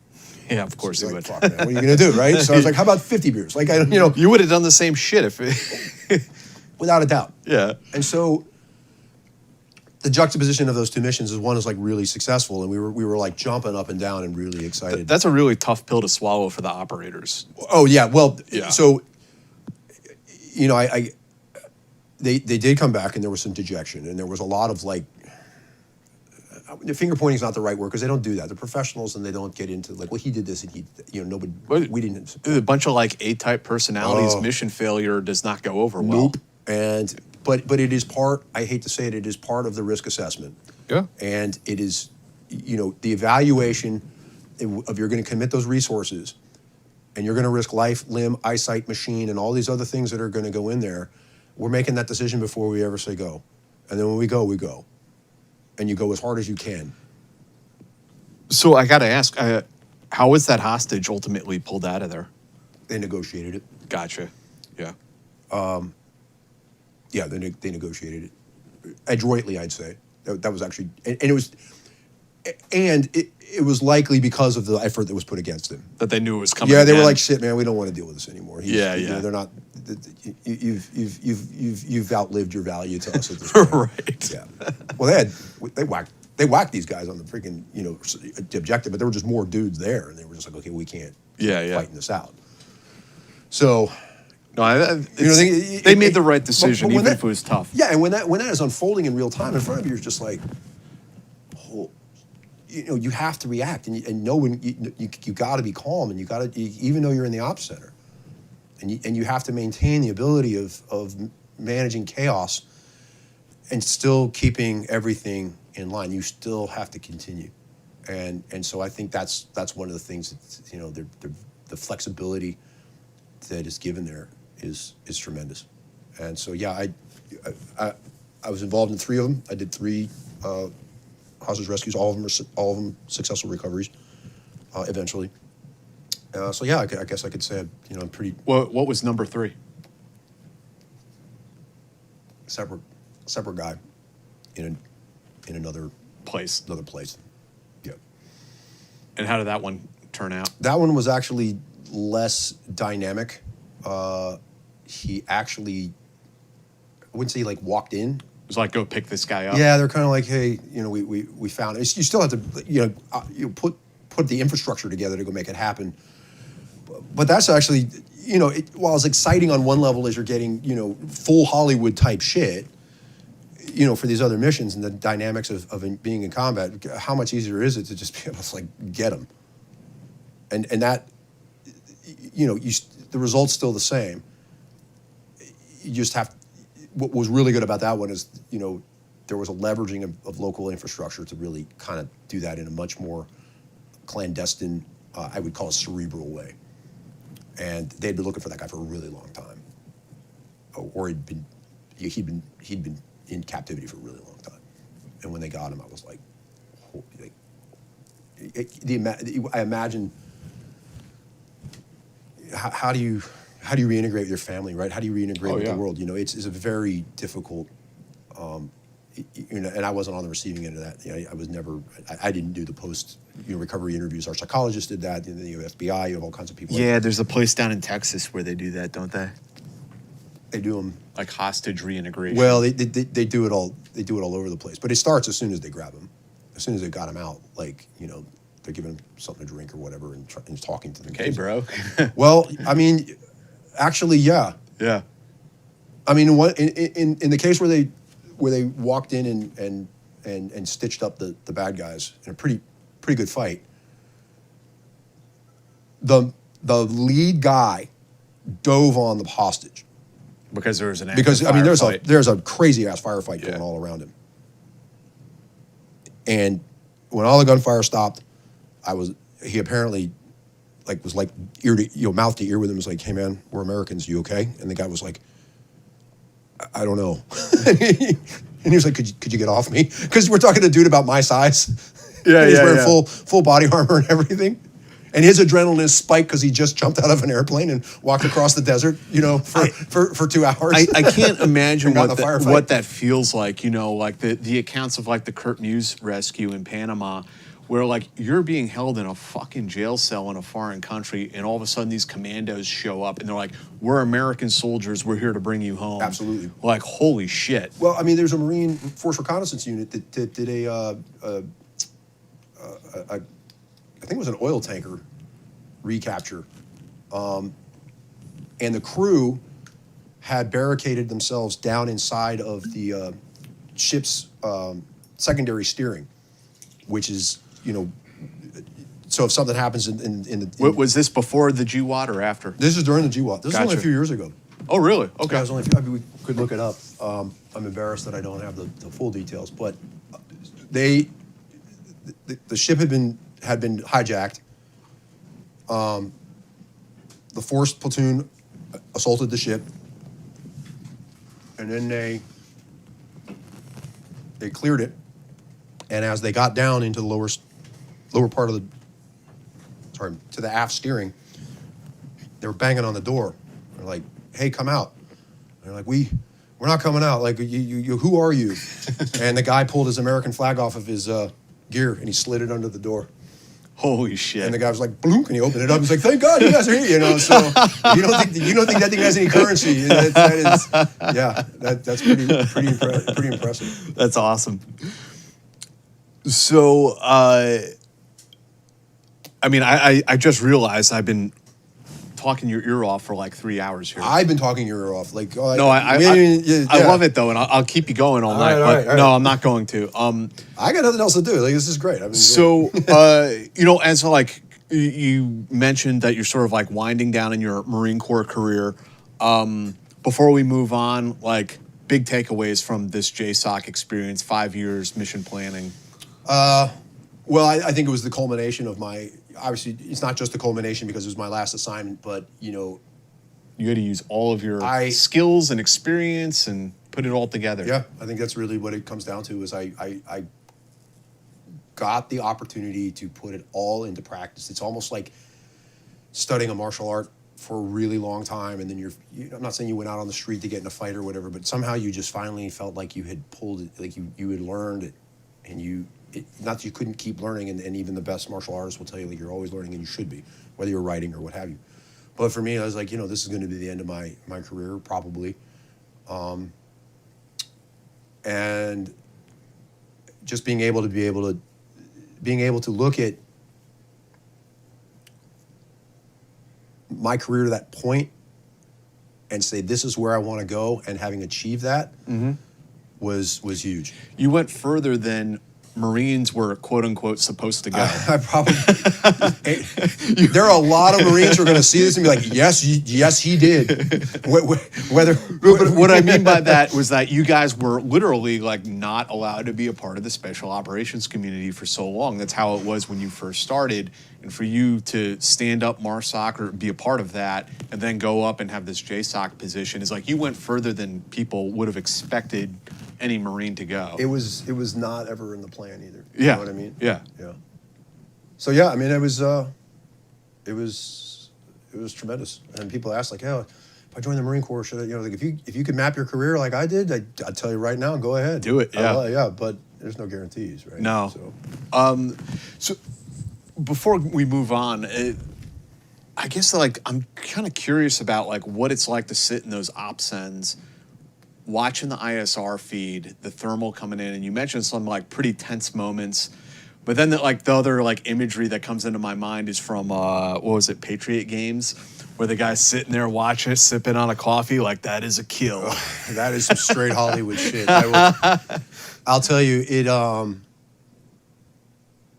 I mean, you got to get sleep, especially if it starts to become a little more protracted. And when you deploy, you don't know how long you're going to be gone for. Even if you stand up in the ops center, I would sleep in the office, sleep on the couch, because you never know, somebody had to wake you up. You couldn't drive. Even though I lived close by, you'd lose time driving, so you just sleep there, and people bringing you food. And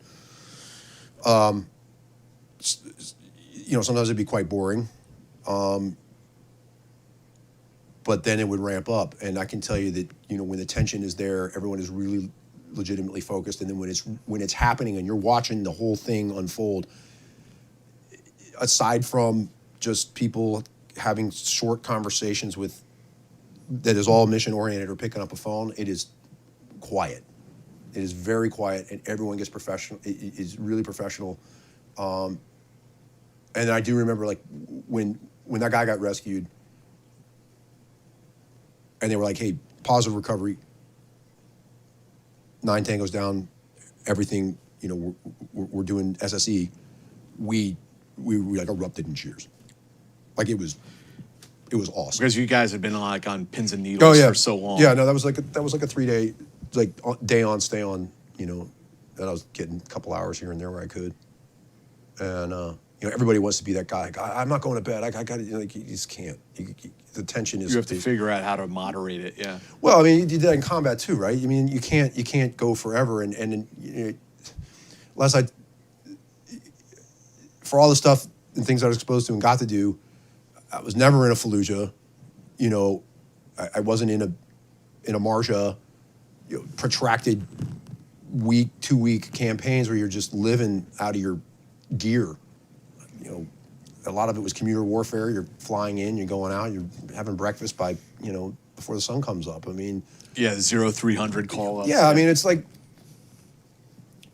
I'm not going to say it's easy, but it's different. You get used to a certain way of serving, and my hat's off to the infantry. My hat's off to those guys who've gone and done that stuff. And like I said, I had been my first infantry platoon. I would have loved to have had that opportunity with them. So I mean, yeah, it was a heck of a run. Just talk to us about retirement. In retirement, I'm a writer. I also do a little bit of consulting on the side. I work with a company based out of Holland called AFG, Advanced Forces Group, which I do a lot of advisement work with mostly retired guys. Some of them are MARSOC guys, some of them are Special Air Service, some of them are Dutch Special Forces, and we train NATO SOF. I call it boardroom mercenary. You do a lot of stuff, especially with planning, working, helping their planning process get better and understanding special operations employment and things like that. And we also do stuff with combat mindset and how you train your teams or train people as a team in organizational development. So I do that, and then I'm primarily a writer. I do all kinds of different writing. I do expository stuff. I do evaluate or commentary pieces. I have a Substack. Certainly I've got my 4 books, which you can find on Amazon, and we can go into those as well. What's the Substack? Where can people find that? It's Ivan F. Ingram. It looks like INGRAHAM.substack.com. And what do you write about on there? That is actually, I actually look at it, writing as a craft that, much like playing an instrument, you have to practice. And my Substack is honestly a way to declutter my mind, whether it's current events or reflection pieces or just something that's coming up in my brain. It helps keep everything level so that I can actually focus on my other writing. So it's a weekly. I do some stuff for my paid subscribers, exclusively for them, but it's a weekly delivery of just stuff I talk about. So I've been doing it since January, and I do about 2 articles a week. Damn. Really just helps. Okay, you're moving. Yeah, well, don't get lost up here. I mean, I got a lot of stuff bouncing around, but I like it because it helps me to honestly off-gas. And it also helps me write, self-edit, and develop the way that I can deliver. Present the information. Yeah, prose or what have you. And so I dabble in a little poetry sometimes, or sometimes I do some fiction stuff. It just really depends on kind of what my mood is. And then sometimes there's stuff that pops up that's current events, and I'm like, oh, I'm going to comment on that. And yeah, so that's a really good thing. And then I've got 4 books that I've self-published, and I just signed with the Sager Group for my feature-length novel, which is called Troops in Contact, and that will be out this year. Awesome. Just got the copy edit back, which means I got a lot more editing to do between, but it's part of the process. So let's start off with these ones. Okay. The Patrol, Athena, 22, and Dream Job. I mean, what were these books? And these are all like kind of leading up to the novel you've been working on? So I started writing while I was on deployment in 2016 as a way to just capture what I had done, because I wanted my family to be able to just have a record. Like, what has he been doing? Which I highly recommend guys do, because I get like families of Vietnam veterans reach out to me all the time, like, how can I find out what my dad did? And it's like, man, We might be out. I'll hook you up. Oh, yep. Yeah, so I started that, and I don't know if I thought of it as a memoir or as just a way of capturing things. And then I just started writing, and I kept writing, and I would just fill in time. It was a way to kill time on deployments. It was a way to, as I talked about, to unpack a lot of stuff. And then I just said, you know what, maybe I could turn this into a book. And I thought about publishing a memoir once I got out, which I guess a lot of people do. And I talked to my friends. Who does that? Well, any of us at this point, and the present company included.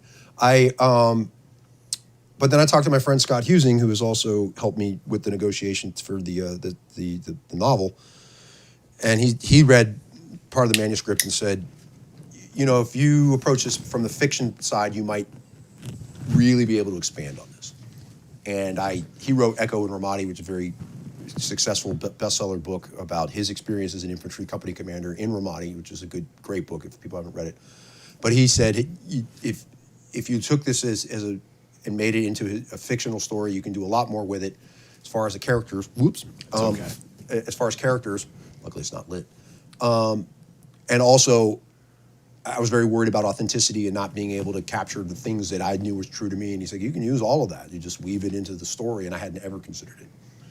So I then started turning it into a novel that was really jam-packed with all kinds of stuff. And he was like, okay, but this isn't you need some structure to this. And at that point, I didn't even know about outlining. I didn't know any of that stuff. If there are 2 types of writers, I'm a pantser for sure. I'm like right by the seat of my pants. And I started trimming things away. I don't throw anything out. I just put it somewhere else. And so those books all became excerpts or things in the novel that didn't really fit. Oh, okay. And then I said, okay, well, maybe I'll just start developing stories off of that, because you need to develop as a storyteller. And so each of those books, The Patrol was the first one I wrote, made a lot of mistakes with it. They're probably still in there. But it's about a patrol that I did in Afghanistan in 2012 as part of one of the VSOs. and it's a pretty, I think, interesting account of leadership and kind of things that you face, you know, in environments that change very quickly, you know, become very dynamic. What's the kind of like main thrust of the novel? Is it like a fictionalized autobiography, or where are you going with it? Well, it's heavily influenced, obviously, by my career and my experiences.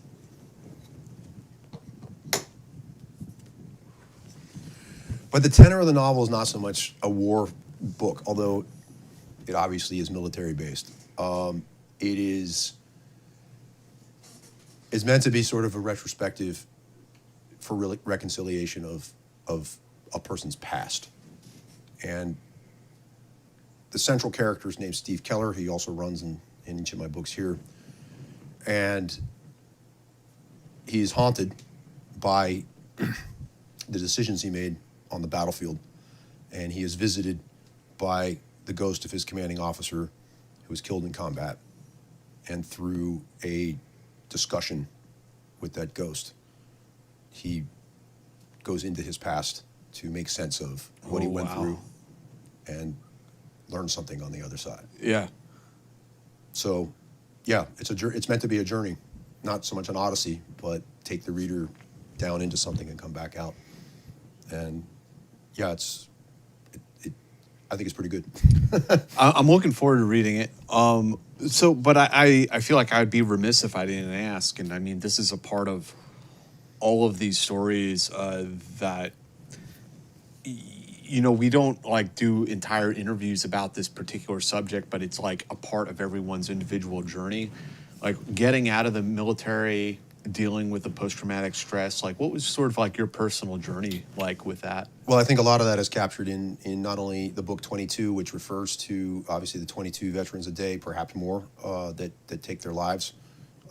Statistically, there are things in there that are definitely vignettes from my own past, but I interviewed 5 people who had attempted or really seriously considered taking their own lives, and I wrote it in hopes that someone would read it and Be like, holy shit, and be like, yeah. I don't need to do this. Right. So, but that was one way of coping.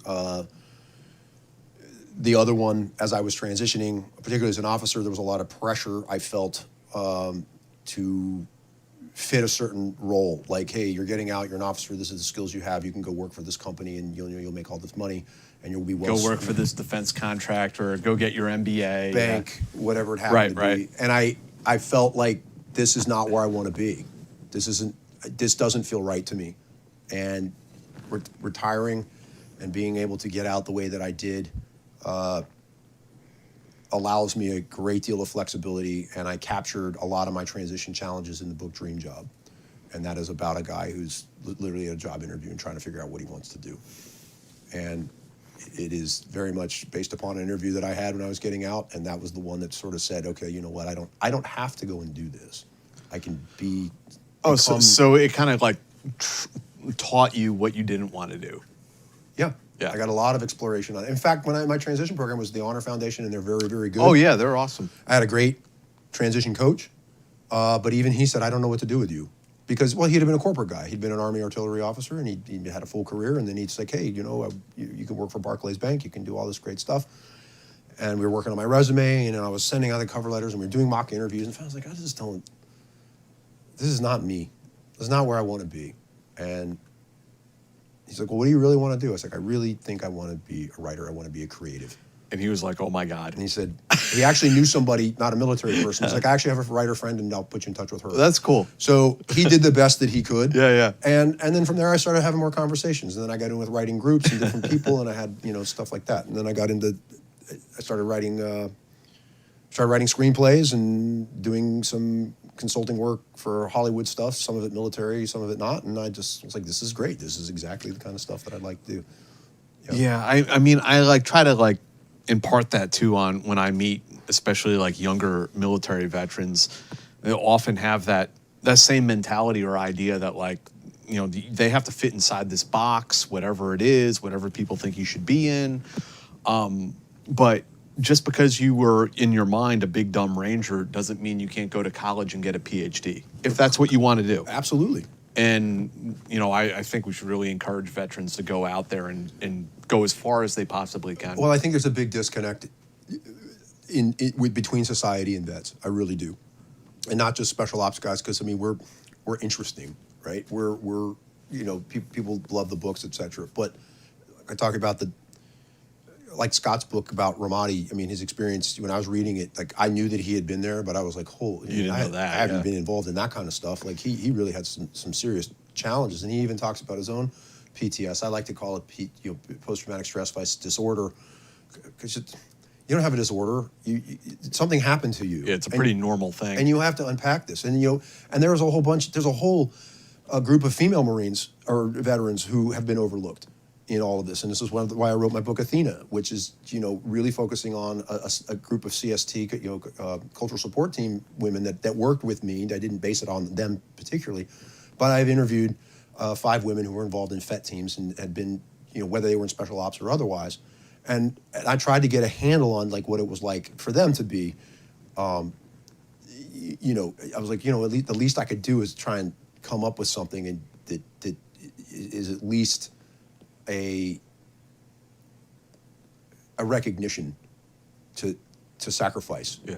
And so the vet population is, when I was growing up, Vietnam books were everywhere, and you always knew a Vietnam vet, and they always talked about it. In our capacity, with things ended in August 2021 in Afghanistan, and it was just over. And when the State Department is just like, meh, and Joe Biden's like, I reject the study of Abbey Gate and what happened there. And then you've got Blinken saying, what do I care about a bunch of vets, just some vets being pissed off about the anniversary. Like, what does that say to, like, we carried this, man. We carried this for 20 years alone. And we felt alone. And we felt alone in our own world. And we were, remember 9/11. What are we going to do? The military's going to take care of this. Now all of those guys are really alone. I mean, when they were in theater, they fought together as a team, but now they're out there by themselves, like really having to think about this stuff and consider, like, what does it mean? It's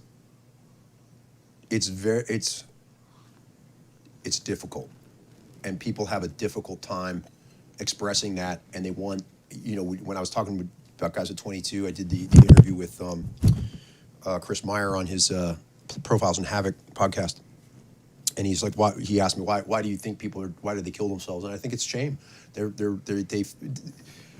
have nothing to be ashamed of, but they feel so lost, and they feel so unacknowledged. Yeah. They feel like they've become invisible. It's not their shame to carry, but they do, unfortunately. Well, right, but it becomes really hard for someone to understand that. And when I was, in Dream Job, as part of that interview, the questions that people asked me, I was finally like, are you serious?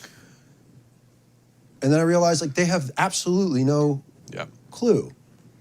And so then I just said, well, okay, it's up to me, or at least I'm going to take this on, and I'm going to try to bridge this gap a little bit. And I don't mind doing corporate. I'm not going to go work in corporate environment, but I don't mind talking to corporations and people about how to be better leaders and be better in touch and how to better understand and work with veterans. That's really important. So, and writing is my vehicle. It's the thing that I like doing. Where can people go to find the books? Amazon.com. You can also go to my website, which is ivanfingram.com. Not very original, but it's got all my stuff there, all my contact information. And we'll have some links down in the description for folks who are listening to this podcast on YouTube or wherever they listen to podcasts. If they've made it this far. If they made it this far. No, it'll be down there regardless, actually. Yeah. Anything else you want to tell folks about that you're working on right now? Well, I've got a companion screenplay to Troops in Contact, which I've been in negotiations with a couple of different entities to see about getting produced. I don't have any bites, but I would really like to push that at some point. And then I've been working on this rather interesting project for the last couple of years called Torchlight. And it is about the Japanese-American experience in World War II, and not just to focus on the 442nd and 100th Infantry Regiment, or 100th 442nd Infantry Regiment, Regimental Combat Team, but also the Japanese American experience of incarceration, as was laid out by our United States government as a war policy. And then it goes from there into, we're trying to plan it as an 8 episode arc that really examines not only things that happened in World War II, but post-war, as they were eventually, there was a lot of repatriations. And, you know, this is one of the most highly decorated combat units ever. I think they've got 18 medals of honor, many of which were post-war awarded, the last of which were given by President Obama. So we're talking about a huge legacy story in the United States that has been overlooked. There's a lot of stuff in there that is germane to things that are happening in this country, you know, today, and it seems like we should be better than that. But I've been working on that for a while. We've got a great pitch deck. The pilot is really tight. That's awesome. We're looking for producers, directors, and, you know, actors. It's a diverse cast, not just for Japanese Americans, but also you know, actors in general. But we're really looking for backing, and we're looking for people to get involved in it, because it's a heck of a story, and it's one of the things I wouldn't keep writing on something that I don't enjoy, and I want to see this thing get made, and I want to see. I'm working with a great team of people with this thing, and it's just really. It's really an important great. chapter of history. It's great, and it just needs to be told. So Yeah. I'm really happy on that. So yeah, I write a lot, and I try and keep everything. I try and keep everything aligned, but every once in a while I'm like, you know, that'd be a neat project. I finished. I wrote a thriller as well that I'm in the process of trying to get cleaned up to move for publishing as well. But that's another thing. Come to Thriller Fest in June here in Manhattan, or not? We're in Brooklyn, but it's in Manhattan. Really? Yes. Okay. Fantastic. Yeah, I'm going to be there. Well, this would be great. So it's. I would not do anything else. I really wouldn't. I mean, you know, the hour's long, and at least the pay sucks. So, but I did that. You know, when people was like, "You're in the military, you can do this. You'll just get paid more." I was like, you know what? I'll work long hours for myself and have a lot more fun with Dude, that. I've worked in journalism. I've written novels, written articles, been a podcaster, bro. Done all these different things, but yeah, it doesn't pay worth a shit. But I would be bored as fuck working in corporate America. Like, there's no way I could do that. I couldn't do it either. And I was, like I said, they were just like, well, this is an easy transition for you, because you've already worked the long hours. You should just get rewarded for it appropriately. And I know guys who did that, and they got out, they gained 50 pounds, they're losing their hair. Not that I'm a spring chicken, but I mean, just sitting there, you know, trying to looking at what they do. It just, that isn't for me. Yeah, I get it. And I love the flexibility, and I, you know, had to ask my boss for a day off today, and he said, go ahead, i.e. me. So and that's great. That's great too. But the flexibility is unmatched, and it's really a wonderful way to spend retirement. And I've got I'm having a lot of fun with it. A lot of fun. Anything else you want to tell folks about before we get going? And do we have any questions, Steve? Yeah, we got one. Oh boy. A question. Okay. From Corbin, how do you see the Corps retooling the soft tool kit in the near future, if they do at all? I guess it really depends on what we mean by soft toolkit, because if we're talking about equipment, the MARSOC is pretty adaptive. They're innovative and go out and look for stuff. I think probably, though, in a larger scale, the one thing that MARSOC has, or the Marine Corps has done well that the other services have not with their special operations, is kept MARSOC close. And there's disadvantages to that for sure, but I believe that the Marine Corps has come around to the idea that MARSOC is valuable, and it's better to be interactive and interoperable than it is to have these two separate camps that don't really talk to each other. And that is something that needs to happen. In fact, I was down at the 26 MU in their command group last or 2 weeks ago, talking to them about this very thing, because the commander was actually the operations officer on the Odyssey Lightning mission back in 2016, and now he's running a MU himself, and he has already seen the value, and he's like, okay, my people need to know this, and because they didn't get the exposure and the ability to run a mission like that, and he sees what's happening next. So I think that's a big way that the Marine Corps and MARSOC can meet together, and that doesn't always happen. But like, you get into the Army, and USASOC is its own entity, and you don't really see a lot of interoperability. Like, Rangers just wouldn't go out and work with another organization. I mean, they barely work outside of JSOC, period. I mean, and that's by design. I mean, that's what it's there for. So. Cool. We got one more from Tomes. Great stuff, Ivan. What are some other stories you want to get told about the Marines or the military in general? Wow, there's a lot of. Never run out of material, right? Yeah. I mean, as we've done the research talking about Torchlight, we first started out looking at just the 442nd because that had been seen before, and it was in certain people's. It was in their at least their wheelhouse as far as knowledge, because people had heard about the Japanese American combat unit. Daniel Inouye was a senator, who's a Medal of Honor recipient. In the popular culture,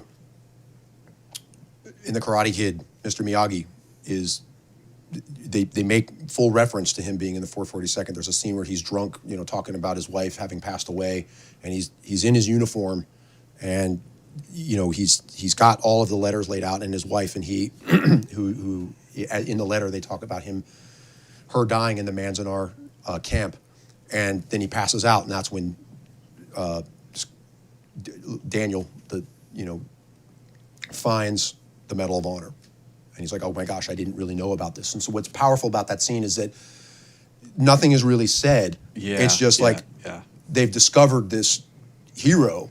Which is how it goes down a lot right. of times, And so, but as we were doing the research, we found that there were Japanese Americans who had served with Merrill's Marauders, and there were guys in the OSS, and there were women who had roles, and there was just so much more to the story.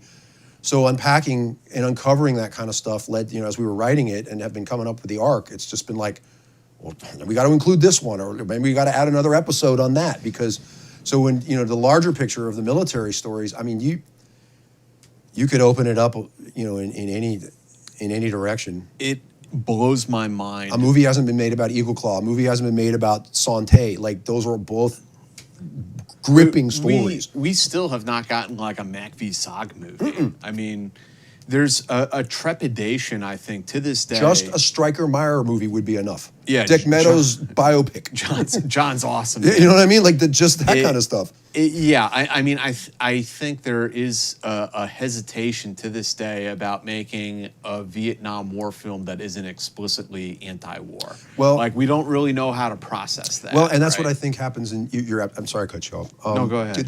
I think that is one of the challenges. Like, first, as we have found in as we've been pitching this and talking to people, you get people who are interested in the story. They like the overall tone. They're like, okay.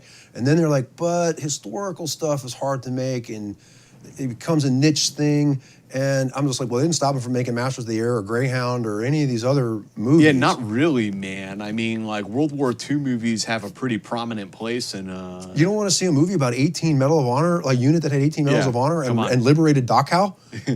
Like, this unit did all kinds of crazy stuff in actually a very short period of time. Yeah. But, I mean, you could do stuff on the Jedburghs. You could do stuff on Peter Ortiz, the Marine. He's a Marine who served, two Navy Crosses. He served in the OSS. It blows my mind that here we are in 2025, and there is still new information about World War II coming to light. Like, I never would have thought. I'd think like the case is closed. We had a guy, JSOC, here a few months back, who found an OSS memoir in an archive somewhere that had never been published. Yep. Like all this crazy stuff. I think a lot of this stuff gets overshadowed though by things like Lioness And I'm not cutting on, the success of another writer, but there's sensationalism there that people want to see. Yeah. And so, the challenge we had, particularly with Torchlight, is that the history alone was interesting enough. You don't need to hype it up. Yeah. Well, and then that's where people were like, well, do we have a central antagonist here? We're like, well, we actually, no, we do. We do. It's the U.S. government, but there's Nazi Germany, there's the Japanese, there's all kinds of stuff, and but what they wanted was some of this Darth Vader character, like something that just is hanging over them, and I'm like, that's not how this works, and we want to be true to the people and the families. I mean, because these, we were basing this on real people, unlike where in the Troops in Contact, it parallels my book, but I was able to take full liberties in areas with that, with people who, in locations that I don't have to make those real. What did you think of Flags of Our Fathers and Letters from Iwo Jima? I actually thought they were excellent films. Yeah. I mean, Letters from Iwo Jima is a really, really incredible film. You're going to have very few directors who have the horsepower like Eastwood. The balls. Well, to do it, and some guys get away with it, and some guys don't. And so, Yeah. like Kevin Costner tried with Horizon, because he put his own money against it. He's got a fantastic production company, but he was like, "Hey, I'm going to do this because I want to do this as a picture, because it's something that's interesting to me as far as the West, because he does like making westerns." Whereas Eastwood has got such a diverse thing, and just to be able to be like, I'm going to take on a Japanese perspective of World War II and Iwo Jima. When they're thinking, when everyone thinks of Iwo Jima, they're thinking John Wayne. Yeah.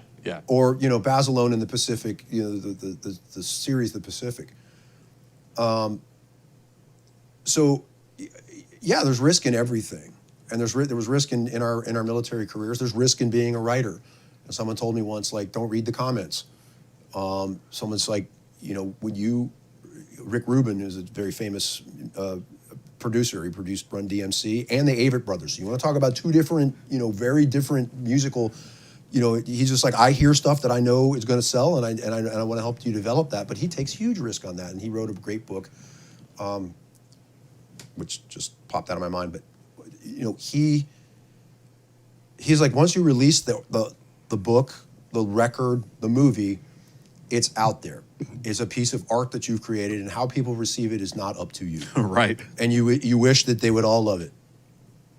But there are dudes who passed on the Beatles. There's dudes who passed on the Rolling Stones. There are people who don't like, any number of paintings. There's people who don't like George O'Keeffe. Who doesn't like George O'Keeffe? But there are people who are just, they're not into that kind of thing.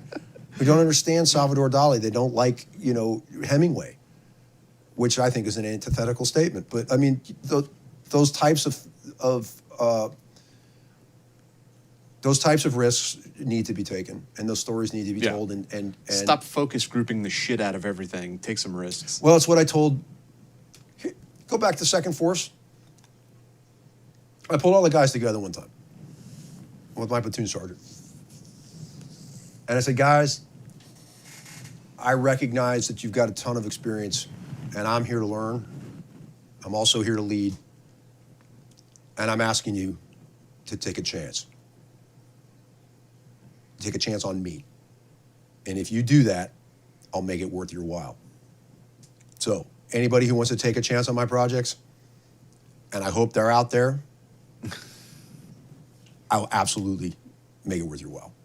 So, yeah. Anything else before we roll out? What do they say at the end of the AAR? Covered. Thank you, everyone who joined us. We'll see you guys next time. Thank you, Ivan, for joining us in studio. Really appreciate it. Please go check out his books on Amazon. Check out his Substack. Like I said, we'll have some links down in the description for those. It's been a fun episode. It has been it's absolute pleasure. This has been great. Thank you so much. I hope we can do it again sometime. And Maybe June. We'll see all of you guys again next time. Hey guys, it's Jack. I just want to talk to you for a moment about how you can support the show if you've been watching it, enjoying it, but you'd like to get a little bit more involved and help us continue to do this. You can check out our Patreon. It is patreon.com/theteamhouse. And for $5 a month, you can get access to all of these episodes of The Team House ad-free. The same goes with our affiliated podcast, Eyes On, with Andy Milburn, Jason Lyons, Mick Mulroy. That one, you will also get all of those episodes ad-free. And you support the channel and the show, and we really appreciate it. The Patreon members are literally what has helped this company, this small business survive, especially during our early years. And you are what continues to help this thing going, even as we navigate the turbulent world of YouTube advertising. So we really appreciate all of you guys. There's going to be a link down in the description to that Patreon page, and there is also going to be a link to our new merch shop. So if you guys want to go and get some Team House merchandise, we got stickers, and we also have patches. And I should mention, if you sign up for Patreon at $10 a month, we will mail you this patch as well. So we really appreciate that. But they're also for sale on the merch shop. And additionally, they got t-shirts up there, water bottles, a tote bag, coffee mugs, all that good stuff. So please go and check them out and support the show. We really appreciate it, guys. Thank you.